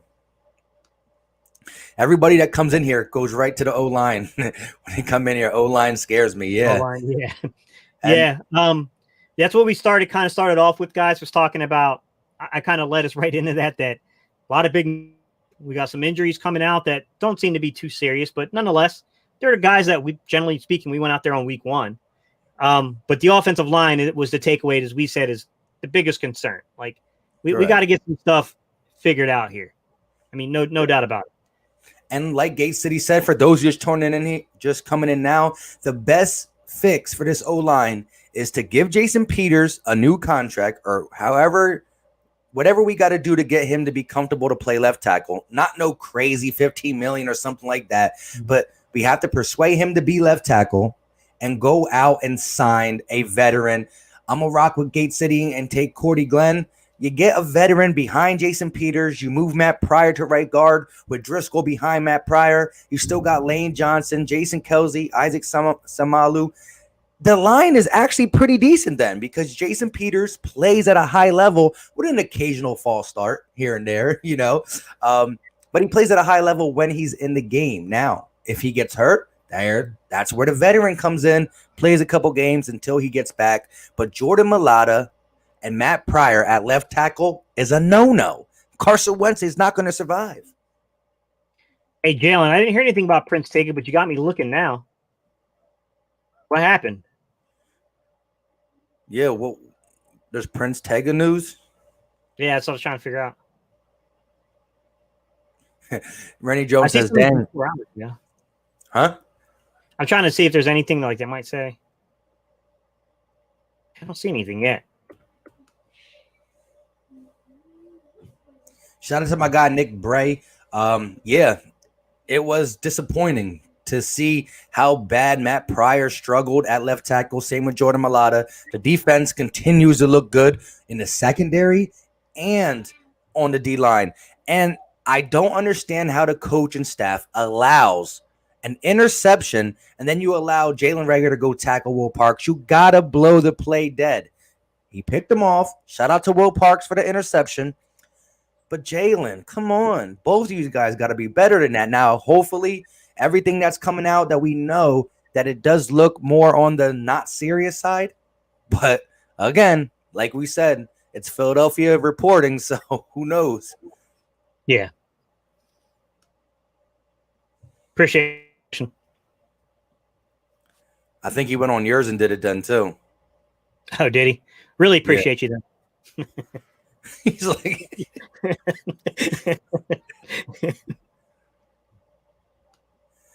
Philly 500. He is one of the best. Funny as heck. Yeah, definitely. Philly 500 is one of the goats when it comes to Eagles content. Him and LB, two of the best. Yeah, Joel's a good dude. He's a really good guy. Jalen. Okay, I see what you're saying, bro. He wasn't saying there's any news. He's saying have we heard any news? Yeah. Gate City went right there looking immediately like, what's going on with him? I thought something happened. You got me scared. It's like, oh, not again. Not too much. I mean, honestly, like I've seen a couple of reps from him, Jalen, but he looks like he's going to need more work. I do think that they've been working him a little more inside than I anticipated. I thought that they would work him a little more as a left tackle, but clearly he's pretty far down on their plans at left tackle at this point. We'll see what happens there. I mean, I like Prince Tega a lot. I think the underlying skill set is there. I definitely think he's an athletic kid, but I mean, you probably know, being a guy who played on the offensive line, he's got a little work to do. He's got a little time and effort he needs to put in. Yeah. But like I said, if we do what we talked about with the Cordy Glenn, moving Peters, the offensive line is nowhere near as bad as it was. So that's what we got to do. Again, the Killings topic, we talked about that earlier. That's always an interesting one. I know Philly Notion and Be More Philly got a nice bet on that. I think for $25 or something along them lines. Yeah, Be More was on the channel the other day talking his feelings. He actually did compliment Adrian Killins, but then ultimately said that he's just going to fall short and not make the roster. Me and Gate City are both 50-50, but yeah, Gate. So when do you think you're going to do your 53-man roster? I think we'll do it like the day after they announce it. I'll probably do it sometime next week, man. You want to do it in conjunction with one another? Hey, I was gonna say maybe we talk on the outside, do that, or maybe we just release a video or do it live. Either maybe or. Why don't we talk with Philly Fresh? We'll get a little bit of, you know what, guys? We'll try to get the word out to as many content creators as we have access to, and maybe we can make a day of videos with those projections to the best of our ability with our influence, because, you know, I mean, we can't just take over other people's content for them, but we can talk to them and see if they'd be willing to do that. And maybe we can make kind of a bigger thing. So that way you guys will have a day where you can see all these 53-man roster projections coming out. You know, but you know, if we wait until after the first cuts, I think that makes it a little easier. You know what I mean? Like, yeah. It would be cool because then you get to see everybody's perspective. Maybe, you know, if LB, Philly 500, all these guys agree to it, then you get to see the different perspective on who do you got in, who does he got in, who does you got out, all that good stuff. Because we all know people differ in certain areas of the roster. But I believe if 10 people make a roster, it's probably going to be a 50-50 with Adrian Killins too. Probably like 5-5. That's the hard part is, like, as I look through the roster and I'm like running it through my head, I'm like, damn, who do I put in? Like Deontay Burnett, do I put him in? You know what I'm saying? Like Adrian Killins, like it would be nice to have some clarity on guys like Alshon Jeffery, because those guys like completely throw a curveball into the roster projections, to be honest. Like they kill you on the roster projection stuff. Because I don't know, man. Like, you know, if they really think this guy's going to be back by week 3, they're probably going to put him on the active roster, or they're going to put him on the active pup and not the reserve pup, which he's already on the active pup technically, but they got until the end of the, you know, preseason basically to not that we have a preseason, but you know what I'm saying. End of camp to really put him onto, to put him on that inactive pup list. Hey, shout out to Philly. Yeah, shout out to Philly the podcast, who's also another Eagles content creator up and coming. I think he's been doing it for a couple months as well. And they said we should go live for the 53-man roster. We'll figure something out, definitely. Like I said, shout out to Philly Fresh, who's not here today, for the simple fact I'll take responsibility for that. Since we're transitioning to Sundays, we're going to start doing these before the games. We normally play at 1 o'clock. Now, we will be playing at 4 o'clock and night games once in a while, but we normally play at 1 for the majority of our games. So the Battlebirds podcast is going to be around 11. We start at 11. We'll go all the way up until 15 minutes until kickoff, talking about the matchup mainly, because that's going to be the topic. We're not going to be talking about roster at that point. We're going to be talking about our opponent and how we're going to win the game. But since we wanted to do that, we decided to do Sundays a little earlier, but I didn't tell him that. So that's my fault. And he kind of thought we were going to do it later at night. And Philly Fresh, he's on vacation, so he planned it for a different time. So that's my fault. I'll take responsibility. But next Sunday's ones, you want to do it at 11 o'clock? Yeah. So we'll do next Sunday. Yeah, get everybody ready for when we're going to do it. Yeah. Yep. I'll let Fresh know. And now everybody who's watching, all 137 of you guys, will be live Sunday at 11 o'clock to start getting in the mode of Sunday football. First off, 137 of y'all, man, we greatly appreciate y'all, because this is the middle of a Sunday. Some of y'all got work tomorrow, and y'all sitting here rocking with us. So we really do appreciate that. I don't ever want to lose sight of the fact that you guys are choosing this form of entertainment when there's a lot of entertainment out there. So we really do appreciate y'all. This is part of the reason why we kept this thing going, is community here. That's what really makes it worth it. Philly Notion, are you in on that 53-man roster projection thing? Do you want to do that with us? Because I know we can get, Michael do it. I'll do it. Reese will definitely do it. If we can get you to do it, I'll reach out to some of the other bigger guys and see if they'll do it too. We can all set a day of when we got availability to do it, and we'll all release our projections. We can maybe we can even talk to guys to stagger the projections. So that way, you know what I'm saying? Like, you get a couple in the morning, couple in the afternoon, couple in the evening. We'll let the big dogs go in the evening. Yeah, the big dogs. Yeah. Shout out to Joseph Vega for another super chat. He says, Wash, Rams, Bengals, 49ers, Steelers, Ravens, Giants, Dallas. What will be our record after the first 8 games? What will be our first loss, and why? Both of you be honest. I'll take that quick. We beat Washington. We beat the Rams. We beat the Bengals. We lose to the Niners. Beat the Steelers. I'll just say lose to the Ravens, beat the Giants, beat the Cowboys, the first matchup. I think we're going to split with the Cowboys. Now, I could see us losing the Steelers game, but then if we do that, maybe we steal one of the Niners or Ravens. So I could see us losing a game we're not supposed to, but also stealing one of them Niners or Ravens games and getting that W. So I'll go 1, 2, 3, 4, 5, 6. 6-2. Oof. Washington, the Rams, the Bengals, the 49ers, the Steelers, the Ravens, the Giants, Dallas. What will be our record after the first 8 games? Will be our first loss? And why both? Shit. I got 6-2. I don't like the fact that we're traveling to San Francisco to turn around and come all the way back to the state of Pennsylvania to play the Steelers. And then I think after the Steelers, actually, I thought we had the Giants next on a short week, actually. I thought we had them on Thursday night. I think that's the exact order right there. Is it? Yeah. And the Ravens is a home game. So let me look. Let me make sure I got the order right, guys, because that's going to impact. You know what I'm saying? It's going to impact what I think in terms of the records. I'm not going to concede the point that we'll lose to the 49ers just because I want to beat that team, because I'm sorry, guys. I know some of y'all might be 49er fans. I don't hate you. I'm not hating on you, but some of your brethren and sisterin have come out of the woodwork all of a sudden, because I ain't here for them for years. I ain't hear nothing about no 49ers. And now all of a sudden, everybody 49ers fan. I find it to be really suspicious. But I do think that could be a difficult game because you're traveling to the West Coast. The Pittsburgh game concerns me because even if you beat the 49ers, I could see Pittsburgh with that defense with Roethlisberger back. I can see that being a trap game for the Eagles. Giants and Dallas. I think I'm going to go. Look, I think it's always best to be conservative. Be conservative with your estimate. I'm going to say 5-3. We're not losing to the Redskins, in my opinion.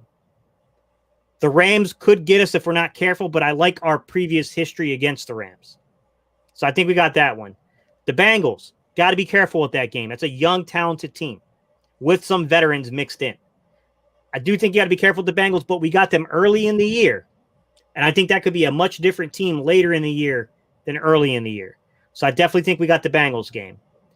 That 49ers, that Steelers, and that Ravens stretch, that concerns me. If that's the order, with us going 49ers, Steelers, Ravens, then short week to the Giants, that one definitely concerns me. Damn, Mike, I see why you went 6-2. I see why you went 6-2. I'm going to say 5-3. I'm going to say 5-3 because I think it's best to be conservative and be as realistic as you can with that. I am concerned with that 3-game stretch there. The Giants are going to be improved, and they're going to catch us on a short week, and that's going to help them. But I still believe at the end of the day, our defense is a lot better than it was the year prior. We're a way different team defensively. We actually have team speed, so I know that we can score. We're playing Dallas at home week 8, aren't we? Yeah, we're at home that one. Our defense traditionally has been a lot better at home than away. With the crowd. Yeah, no crowd. There's so many variables this season, man. There's so many variables this season.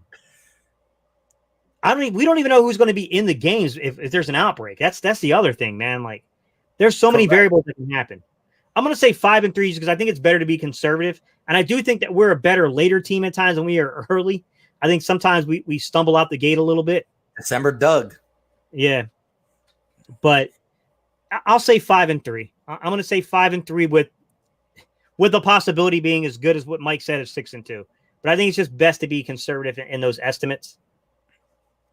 I agree with you. I wanted to say this though. So there's certain teams that are going to have like 25% capacity for fans. So, I mean, it's going to be interesting to see what teams allow fans. I think Dallas will be a team that allows fans. It's just the Jerry Jones way, I think. Yeah. So, you play one game at home, no fans. Then you go to another place and there's fans. Like, it's going to give them the advantage throughout the season. But I want to address this. Jay Kill says, can we address that Wentz will be replaced by week 10? Is that really a thing? Like, yeah, I don't agree with that. The only way I see Carson Wentz not being the quarterback is if he gets hurt. If he don't get hurt, there's no way he's going to get just pulled for Jalen Hurts. Jalen Hurts just got our first round draft pick in. Like, come on. Like, Jalen Hurts is not to look. I believe in Jalen Hurts as a player, and I think he's an excellent young man. I think this is a character guy to the utmost. I love the kid's story of like he could have been cooked toast after his time in Alabama and being replaced. A lot of reason to fall down on your face in that situation. He rose back up again in Oklahoma. But I'm telling you, as a guy that has played the position, a guy that loves to watch film in the position, he's got an elongated delivery. He needs to work on his footwork. He's still a 1-2 read progression quarterback that needs a lot of development there. Like, he's nowhere near Carson Wentz's level yet. Like, it's going to take a couple of years for him to be NFL ready. Like, that's not, can he do some things that can help a team, even if he's not to the level of a guy like Carson and those guys? Sure, he's mobile. You miss him on a pass rush, good luck. Like, he can hurt you if you miss him on a pass rush.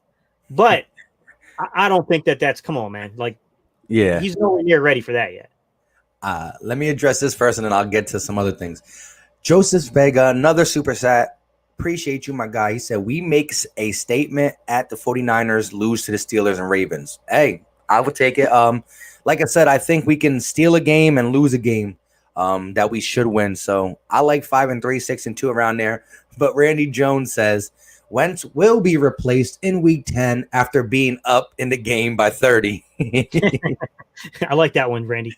I like that, Randy. I like your projection, to be honest. That was a good projection, guys. But I'll tell you the game that scares me, Mike. I think it's a complete trap game. And it doesn't mean we're going to lose it. It just means we need to be aware of it. Mm-hmm. We got to come off a stretch of the 49ers, the Steelers, the Ravens, to then turn around on a shortened week and play the Giants. Man, that game favors them. If you can't beat us in that game, you can't beat us. Let's just At be all. straightforward. Like, you can't beat us. You can't have the NFL hand you a better circumstance than that. Let's see. Maybe they're on the road. So maybe the better circumstance. Yes, okay, on the road for them. So the only way this could be for them is if that game was at home. But I mean, come on, man. They're basically trying to give you every opportunity to win that game. Like, look at our stretch coming in there, and you catch us on a shortened week. Like, come on, man. Come on. I agree. The NFL was wrong for that one. What was your take on the Yannick trade? We didn't talk about that at all because it doesn't really concern the Eagles, even though, the Eagles fan base and we all would have loved him, but we knew it was not realistic when it came to the money. But I think it was a second and a fifth conditional round that can get up to a third for Yannick. So, I mean, I didn't see the trade value, but in terms of the actual value of the player going to the Vikings, he's a good football player, man, and they needed a pass rusher. I mean, they needed one. Let's be real. They needed a pass rusher. I agree. For Yannick, however he places the inflection there. What I will say is this. I don't know that right this season, if that's the best opportunity for you, because I do think that the Vikings are a little bit in rebuild mode, to be honest. I don't know that I buy them being a competitor from the NFC North this season, but it's a stable organization that should at least give you an opportunity to advance pretty far. I mean, they seem to do, they got some stability with their coaching staff. I mean, the organization seems to do fairly well in the draft. Like, I think that they'll be okay. But, I mean, hey, he's not an Eagle, so. That's correct.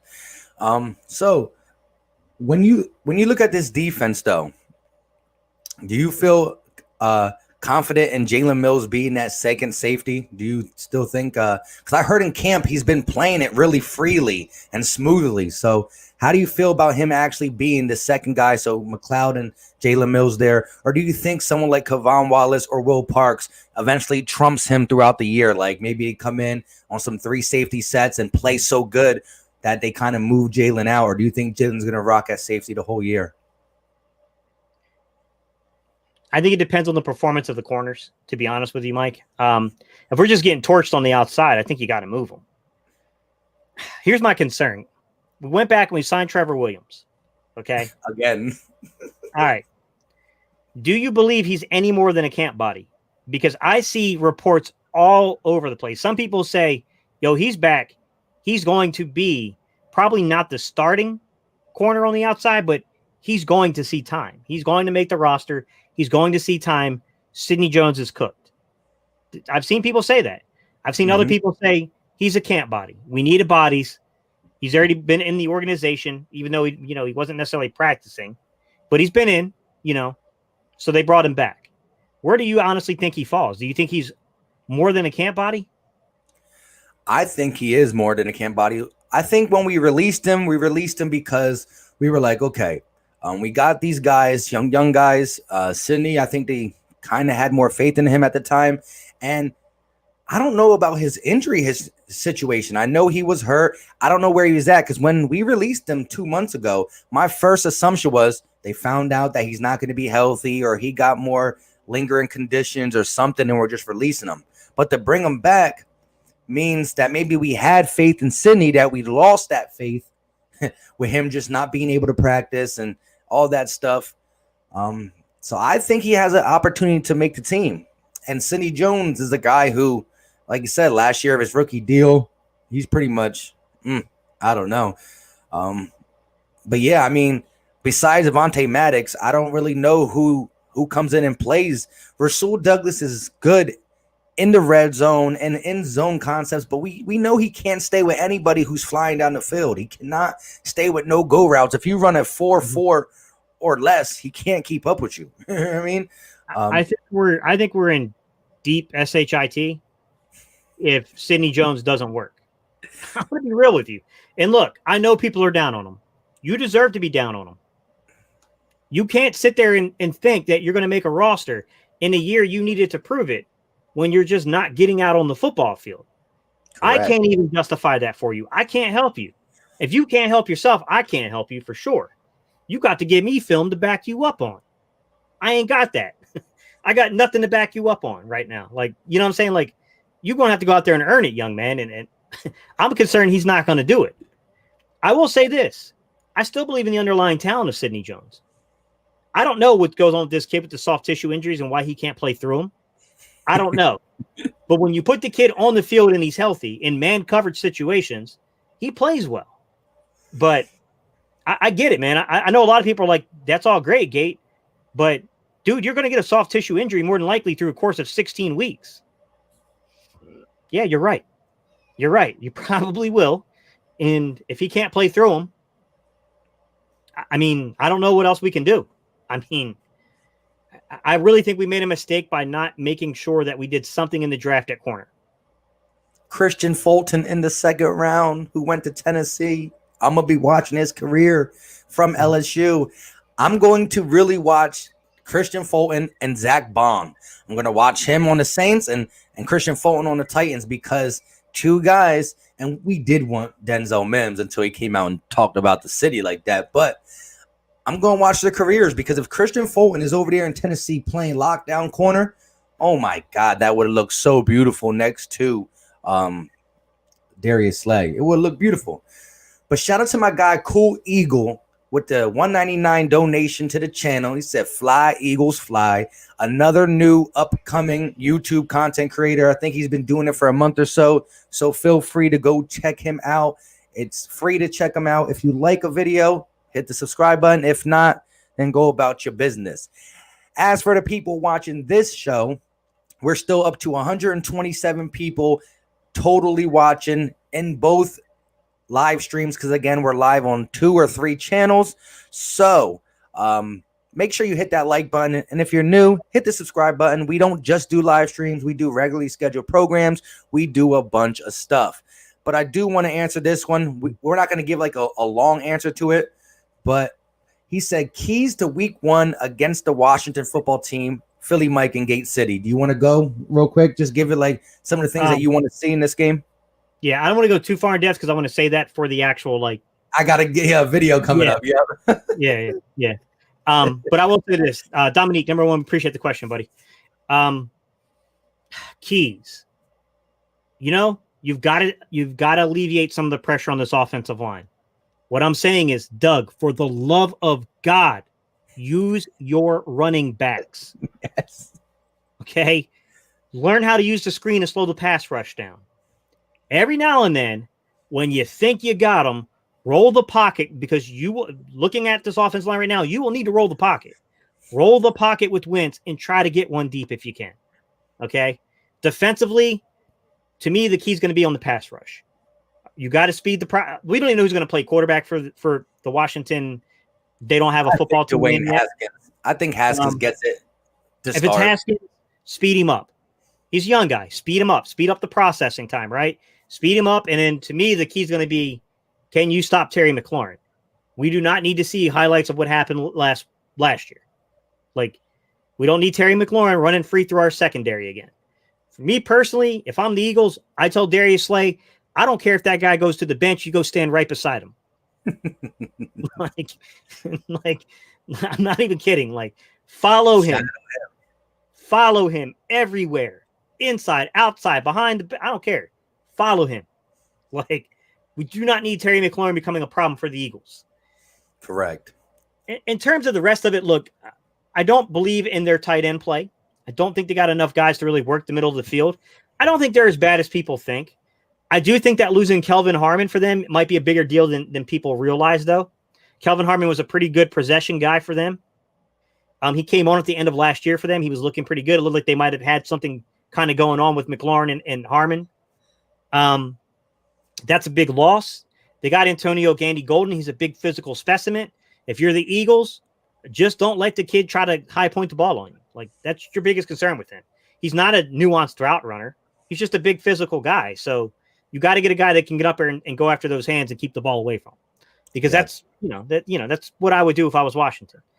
In terms of the running game, I think they still got AP, right? Yep.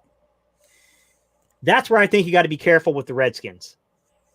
Okay. They went out and got the Washington. They don't have a football team name.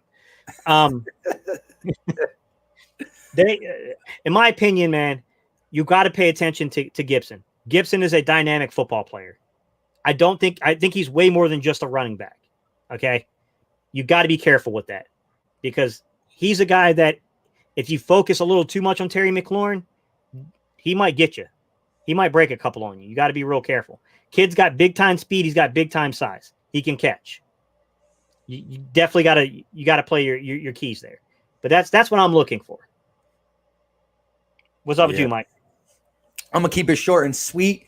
On the defense side of the ball, the pass rush has to hit home. Got to fluster and make him move around the pocket. Dwayne Haskins and what Dan Slover 147 says. She says, "How is Ronald Darby going to do for the Washington football team?" My offensive thing is attack Ronald Darby. Well, whoever Ronald Darby lines up against, go deep against them. I don't care if he's playing against Jalen Reagor, Deshaun Jackson. Hey, even let J.J. Arcega-Whiteside get some of him. Throw the ball to the guy that Darby's D'ing. That's my thing. And to answer your question, Dan Slover, Darby's going to get cooked, and they're probably going to want to bench him halfway throughout the season if he don't get injured. So that's a bad sign that you think Ronald Darby's going to be probably their number one corner. That's not a good – don't feel comfortable. We know. We know. Yeah, I mean, that's a team that I think lacks offensive talent, but you have to be careful because I do think that they have two guys in particular that are gifted. I think Gibson is going to prove to be a very good football player. I think McLaurin has already proved himself to be a good football player. And that concerns me. Like, you definitely have got it. You got to bring it. You got to bring it against this team. Their defense, they got a good defensive line. Like, in my opinion, don't sit there with Carson being just stationary. I think that's a mistake. And guys, I see some of the comments for some of these people. There's no point in answering some of them. They're not genuine. Like, dude, we beat you with the practice squad. Get the hell out of here. Doug beat you with the practice squad. Do you know that we clinched this division? Okay, you want to talk about what you did in Week 17 against the Washington no-name team? We clinched this division with our starting right tackle out, with our starting tight end out, our starting running back out, all three starting wide receivers out. What more do you guys need? Come on, man. Get out of here with this nonsense. And if we won 9 games last year with all these injuries, let us stay healthy and you'll see. And for someone saying that Eagle fans are the only people that can lose 2 starting offensive linemen and then think they got better, if you watch this stream or you just probably jumped in, the whole beginning we said we need to upgrade on the O-line.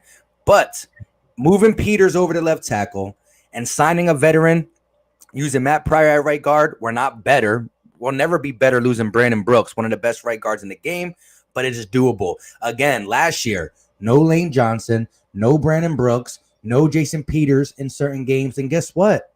We still won football games. So the O-line ain't going to be as good as we thought, but it's still not as bad as some of the other teams have because we've won games without Lane, without Peters, without Brandon Brooks. It's not like we never played without Brandon Brooks before. So I do know when you got guys who can just run down the field, it's going to be easier. Carson got to throw it up in 2 seconds. We'll get it. Again, the middle of the field is going to be so open. Gate City made a whole video on that, how we're talking about the speedsters on the outside, which is true. But the speed is going to make the defense respect you, and the middle of the field is going to be more open than it's ever been. And if you couldn't D Zach Ertz last year, you're not going to be able to D him this year. Yeah, I don't understand their perspective. I mean, to me, I think they need to be a little more worried about their own offensive line, because you might think that Joe Looney is your answer and he played so great in 2018. Dude, you were a top 10 pressure offense. You gave up top 10 statistics and pressure rates with Joe Looney as your center. Good luck. But shout out to Joseph Vega again with another super chat. He says Trevor Williams was cut. He said he desires to play. His desire to play was gone. They said he would opt out, and he's amazing. Do you see how his hips move while covering? He should start. Yeah, I didn't know that were part of the reasons why we released him again. But I do believe he has a good chance to fight for that second cornerback as depth. I don't think he'll be able to start over Avonte Maddox. Avonte Maddox is smaller, but still, I think he got the job. But when it comes in to relieving some of these guys, or if an injury happens, I think Trevor Williams could play. And for someone said that when he left the Chargers, he left with an injury, he did. When he left the Charger, he was still injured. He got picked up by the Arizona Cardinals, where he got hurt again. And so, again, we can't rely on these guys who don't show they can stay healthy. But if he can stay healthy, then, I mean, he's better than Rasul Douglas and Sidney Jones probably. So, hey, we'll see where that goes. Yeah, I mean, I like Trevor Williams a lot. I think he's a decent football player.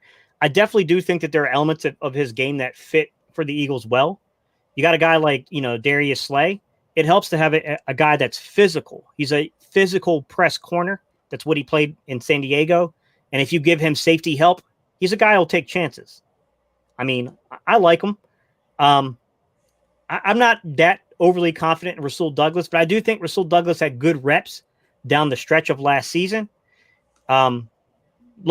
If you guys haven't watched my breakdown of these two players, Rasul Douglas and Sidney Jones, I did a video recently, and I think one of the points I made keeps it gets missed on, which is the legend of Sidney Jones grew because of late in that Dallas game, he made a couple of pivotal plays. What everyone always forgets is before that happened and Sidney Jones had the opportunity to do that, Rasul Douglas was having a heck of a game against Amari Cooper. And he got injured. And it's a shame, because had that kept going, we might be thinking about this stuff a little differently than what we do. I'm still not saying I have faith in Rasul Douglas, guys. I still think he's got to earn his way onto the roster, but at least he's healthy. At least he competes. I mean, I want Sidney Jones on the roster. I want Sidney Jones to live up to what I think his potential can be, because I do think there's honestly good talent behind Sidney Jones. But at some point, this young man's got to go earn it, or you're just wasting space. Yes. Hey, real quick, Mike Gomez says, is Reagor going to get an MRI? Supposedly he went and got the MRI. We just don't know the results yet. But the team did say that they believe it's not serious. Now, I mean, we've said stuff like that in the past, so I don't know how far you want to take that.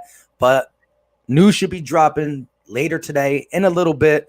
Hopefully it's not serious. And again, in these training camps, in these scrimmages, if a ball is intercepted, the play needs to be blown dead. There's no reason they should be allowing the offensive players to tackle the defensive players. It's as simple as that. So shout out to you, Mike Gomez. Bird fan 1717 came in and said, what up, guys? The Cowboys have been a joke in modern football. Free agent salary cap. The Eagles since 2000 have 6 NFC championship appearances, 2 Super Bowl appearances, and 1 Super Bowl win. And the Cowboys in the last 25 years, none ya. I agree. Listen, if you are an older Cowboys fan, shout out to you. You got to watch some good football. But if you're like 30 years old, you didn't really watch football at 2, 3, and 4. I mean, you might have saw it on the TV, but you didn't pay attention. You probably started really understanding around 6, 7, 8, around there. So really, if you are 30 or under, man, has it been a horrible 25 years of football. So that's all I'm going to say on that note. I do got some cool Cowboy fans who subscribe to the channel. Shout out to them, the Cowboys X Factors, the Jarek Reeds. Now, of course, they say all the time, I don't like the Eagles. I want to beat the Eagles. But they're not just these other ones who just talk about they're going to win a Super Bowl. The Cowboys are the best team. They've been saying it for 25 years, all that good stuff. Hey, Patrick Taylor, I agree. We're not rivals. We're your daddy. Just call us Papa. Listen, because at the end of the day, I love the battle, the rivalry talk. Again, if a Cowboy fan can come in here and just talk, keep it facts, and just talk, it's cool because I love it. I love the NFC East. I love how we match up and all that stuff. But there's people who just go over the top, and I mean, you've been saying Super Bowl for a long time, so I gotta see it. We're going on an hour. Hey, maybe we're hearing it wrong. Maybe they keep saying toilet bowl because that seems to be a little more accurate.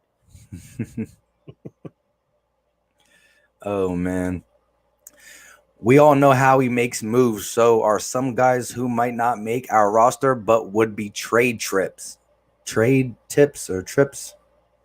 Hey, how he got his work cut out for him to make sure he puts Peters over there, and we gotta look for a veteran to play on the offensive line or be backup to get some depth. Yeah, it's hard. I get what you're saying, Jalen. It's hard to predict what Howie has up his sleeve. He's really good at pulling off moves that no one can possibly predict. I think I got really lucky on the Darius Slade thing. That's just that one. I think I just thought it was so damn obvious. You know what I mean? Like that one in particular, like there's just no way you can miss that one.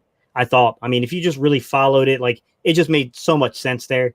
I know a lot of times people give me credit and they think I work in the front office. I promise you, I don't. If I did, I'd live in a much nicer house. I'd also probably live in Pennsylvania, guys. But to be honest, like it is hard to predict it, man. I mean, who knows what the roster will actually look like because how we can shake things up. And it'll be interesting to see what happens on that front because I don't have a read on what the front office is thinking. Like that's really hard to say right now. I do know that they're somewhere deep down in their mind, they must be thinking we need offensive line help. I do think that like,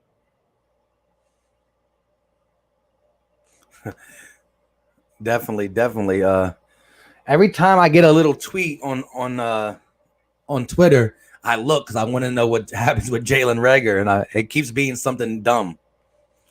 But shout out to all 126 who are still watching. Like I said, we're on 2 different channels. Make sure you hit that like button and subscribe to both the Philly Tall Podcast and Gate City Sports Channel.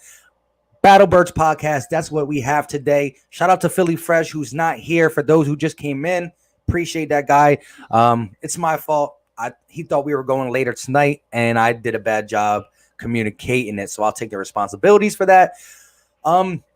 We got an hour 52 in. We'll probably go right around 2 hours. I know Gay got some stuff to do, and so do I. But listen, guys, we're going to be starting to do this at 11 o'clock on Sundays. The pregame is going to be lit.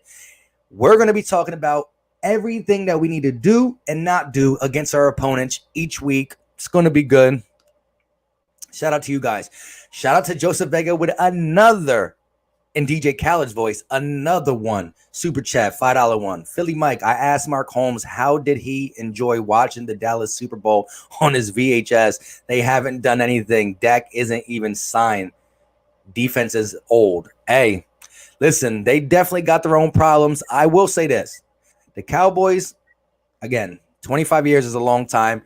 The team they assembled now, I'm not going to sit there and say that they're not good. I mean, the receivers they got are respectable. Dak Prescott, although I firmly believe he's not better than Carson Wentz, can get the job done. And it's really going to be, if Jason Garrett was as bad as they claim, then Mike McCarthy should be a little bit better. So we're going to have to see this. I'm not counting the Cowboys out. Like I said, it's a 2-team race to me. I don't like the Cowboys, but they do got a little squad. So we definitely going to have to check it out. I don't dislike Mike McCarthy, but I think that the Mike Nolan hire is better than the Mike McCarthy hire. At the end of the day, Mike McCarthy lost a locker room. Mike McCarthy's offense got stale. Okay. And to make matters worse, he was derelict in his duties. He was out there getting massages when he should have been out there on the practice field with his players. Correct me if I'm wrong, but I never heard of Jason Garrett doing anything that derelict in his duty. Like, I see major concerns with Mike McCarthy. Hey, I know you guys think that he had a year off. He revitalized his thoughts on offense. He ain't even your play caller. Oh, yeah, Kellen Moore still is, right? Yeah. Like, I don't know that I buy it, guys. Look, Mike Nolan, do I think Mike Nolan is a solid coach and he's going to bring he's going to struggle defensively, I think, his first couple of years, because I think you got some issues on your defensive line that you got. I think you got a lot of two-gappers in a one-gap scheme right now. Mike, two-gap scheme, but he said that he's not playing that. He's playing a 43 front with a one-gap scheme. Well, right now, you got Dontari Poe, who was like 208th in pressure rates. I know you guys look at his sacks and say, oh, 4 sacks, this dude's a beast. Well, he got lucky when he got pressure, but he didn't get pressure often. That's a problem, okay? You drafted Gallimore. I like Gallimore. He played in a two-gap system in Oklahoma. You got issues. When you lost McCoy, you lost a vital piece of your pass rush. I still think you got talent on the outside from the defensive end position. I still think you can get a pass rush from your outside. I'm not saying Griffin, if he can stay healthy, can stay on his feet, he's a good football player. He is. Same thing with Lawrence. DeMarcus Lawrence is a good football player. All right. Alden Smith, I don't buy it. You leave the league that long, the game will pass you by, in my opinion. Your secondary, suspect as crap to me. Look, could you be better in your secondary than people are anticipating? Sure, but you're not going to be good. You got issues on the outside at your corner position. Go ahead, Mike. I'm sorry. Go ahead, Mike. I just wanted to just tackle one thing. And I agree, their offense is going to be good, but their offense was good last year. They had like the third top scoring offense, not scoring, the third in yards. The most yards. I don't know. Anyways, they were third in total offense, I think is what I'm trying to say. And it got them 8 wins. So for Jason Garrett being that bad, I mean, he led y'all to the third highest offense with Kellen Moore. So it's going to be interesting how it goes. But go ahead, finish what you were saying. Nothing. I just think that you're very suspect defensively. I think you have a good outside pass rush. I think you got 2 guys in particular that are impactful football players and could maybe, if circumstances are right, cover up some major deficiencies. Still think you're suspect. I think you got good linebacker play. Still think you're suspect. Okay? I think you got a dynamic offense on your hand. I still think you're suspect with the play calling, though. I think you've addressed a lot of issues, and maybe you have. Maybe Mike McCarthy may not be that great of an administrator, but maybe he's a better situational guy. Maybe. It's still projection, gentlemen. It is projection. You are projecting he will be better with situational play calls. And by the way, Aaron Rodgers is not his quarterback. Yeah, because you got to understand, being with Aaron Rodgers that long, I know they didn't get along, and Aaron Rodgers is a hard guy to deal with. But dang, I think that's a failed attempt to be with a guy who's going in a Hall of Fame, who don't got the rings like Tom Brady, but when you just use the eye test, some people try to make the argument that he's still one of the best who ever did it. When you just look at the eye test and the throwing thing and how he can throw the ball from anywhere on the field, you only got 1 Super Bowl with him. Now, yes, granted, your defenses were bad, but still, Bill Belichick has Tom Brady. He has multiple. You know, when you have that good coach to quarterback ratio, you should get multiple Super Bowls. The Chiefs are probably going to get multiple Super Bowls, maybe not 4 or 5, but Andy Reid and Patrick Mahomes will get multiple. Russell Wilson and Pete Carroll were at least 2 of them, and they still have a shot to get a Super Bowl. When you have a good coach quarterback combination, you got to get more than 1. And it was a failure, in my opinion. Yeah. Look, I'm not going to sit there and speculate, past what I think will be 2 playoff teams competing. Okay. I could see either team flipping between 9 and 10 wins, to be honest. My thing is, nobody knows anything because we're living in the we're living in the case of COVID, the times of COVID. I don't know how that's going to impact the season. I don't know if you're going to have an outbreak in a certain city that causes all kinds of chaos. Like, I can't predict those things. So I'm not going to predict it. But what I will say is, from the football perspective, there are more deficiencies with that football team than a lot of people realize and a lot of people are admitting to, in my opinion. Yeah. And this is what I'm going to be really upset with. Like you said, imagine an outbreak happens and it hits a certain position group. Like, could you imagine going into a game where you have you got your 7 wide receivers and 4 of them are not able to play because they got coronavirus. And then, you might go into, it's going to happen all across the league. There's going to be a team that goes into a game and loses because they had a third of their team not play. And you really can't equivalent that to them just not being good. It's like, well, I didn't have my starting quarterback. I lost 2 receivers, a running back. You know what I mean? Like, it's going to be real iffy because people are going to get it. And if you get it now, go ahead and quarantine for 2 weeks. It's just training camp. But get it during the season. Can't have valuable players miss time for COVID. That's going to impact all 32 teams.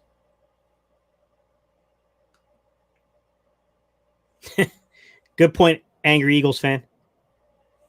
Which one? 408. Tom Brady played 20 seasons in the league, and the Cowboys didn't make a conference championship in any of them. Yikes. I think that's a good one to close off on here, Mike. I agree. And we just hit the 2-hour mark. Let's go. So shout out to all 129 people still in the chat. Appreciate you guys 100%. Make sure you show love to Philly Fresh, Gay City Sports, the Philly Talk Podcast. This is Battlebird Podcast. Make sure you smash that like button wherever you're watching it. And if you're new to the channel, especially all these Cowboys fans, hit the subscribe button. And if you want, hit the dislike button because it still lets YouTube know that people are watching this. So I'll take a dislike, 1 or 2. I ain't mad at the game. With that being said, you got anything you want to say, Gay City? Hey, man, we appreciate all y'all, even the Cowboy fans. We appreciate y'all tuning in. Hey, some of y'all, you guys come in all the time. You talk. It's all cool. I don't mind it. And at the end of the day, we're all projecting. We're all making projections. Let's just be real. Yeah. All right, y'all. Thank y'all so much for tuning in, guys. We will get back to you guys in community announcements when we set aside the date for the 53-man projections. I will do the best I can. I know Mike will do it too. We'll try to reach out to many guys as we can to see if we can't get like a community-based Eagle content creator thing, go out our 53s together. Other than that, guys, that's all I got, man. And we just hit, I think, exactly the 2-hour mark. Yes, sir.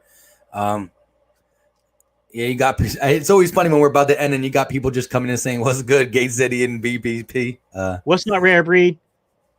Yeah, definitely. Shout out to everybody, like I said. And for people who are just getting in, remember, we're going to be doing this from now on Sundays at 11 in the morning Eastern time.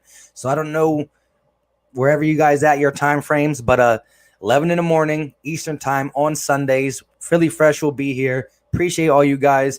And watch out because did you drop the Battlebirds podcast running back video, or is it coming out?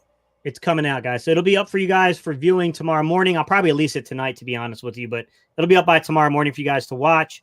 And then we're gonna have to talk, and we'll set aside some time, guys, for when we're gonna do like more consistent uploads. So me, Mike, and Reese will get together, and we'll probably do on more of a podcast style where we're just kind of talking. So that way it's just a quick upload for you guys. But, with a lot of things going on with camp and the start of the regular season coming up, guys, like we're going to try to really push for that for you guys because I know you guys like that stuff. Facts. And also it'd be nice. And I know LB and Philly 500 had mentioned it to me, but maybe we get another big round table where we get Philly Fresh, Gate City Sports, the Philly Tall Podcast, Laura Brunson, and Philly 500 all in a live stream. Now, no guarantees, but it has been brought up to me in the past, and we might think about doing something like that before the season. But shout out to LB, Philly 500, Philly Fresh, Gate City. This is the Battlebirds Podcast, and you know what time it is. Hey, BLSG, I just subbed you up, bro. Hey, yeah, and again, the Cowboys fans, shout out to you guys. It's going to be a close race for the NFC East.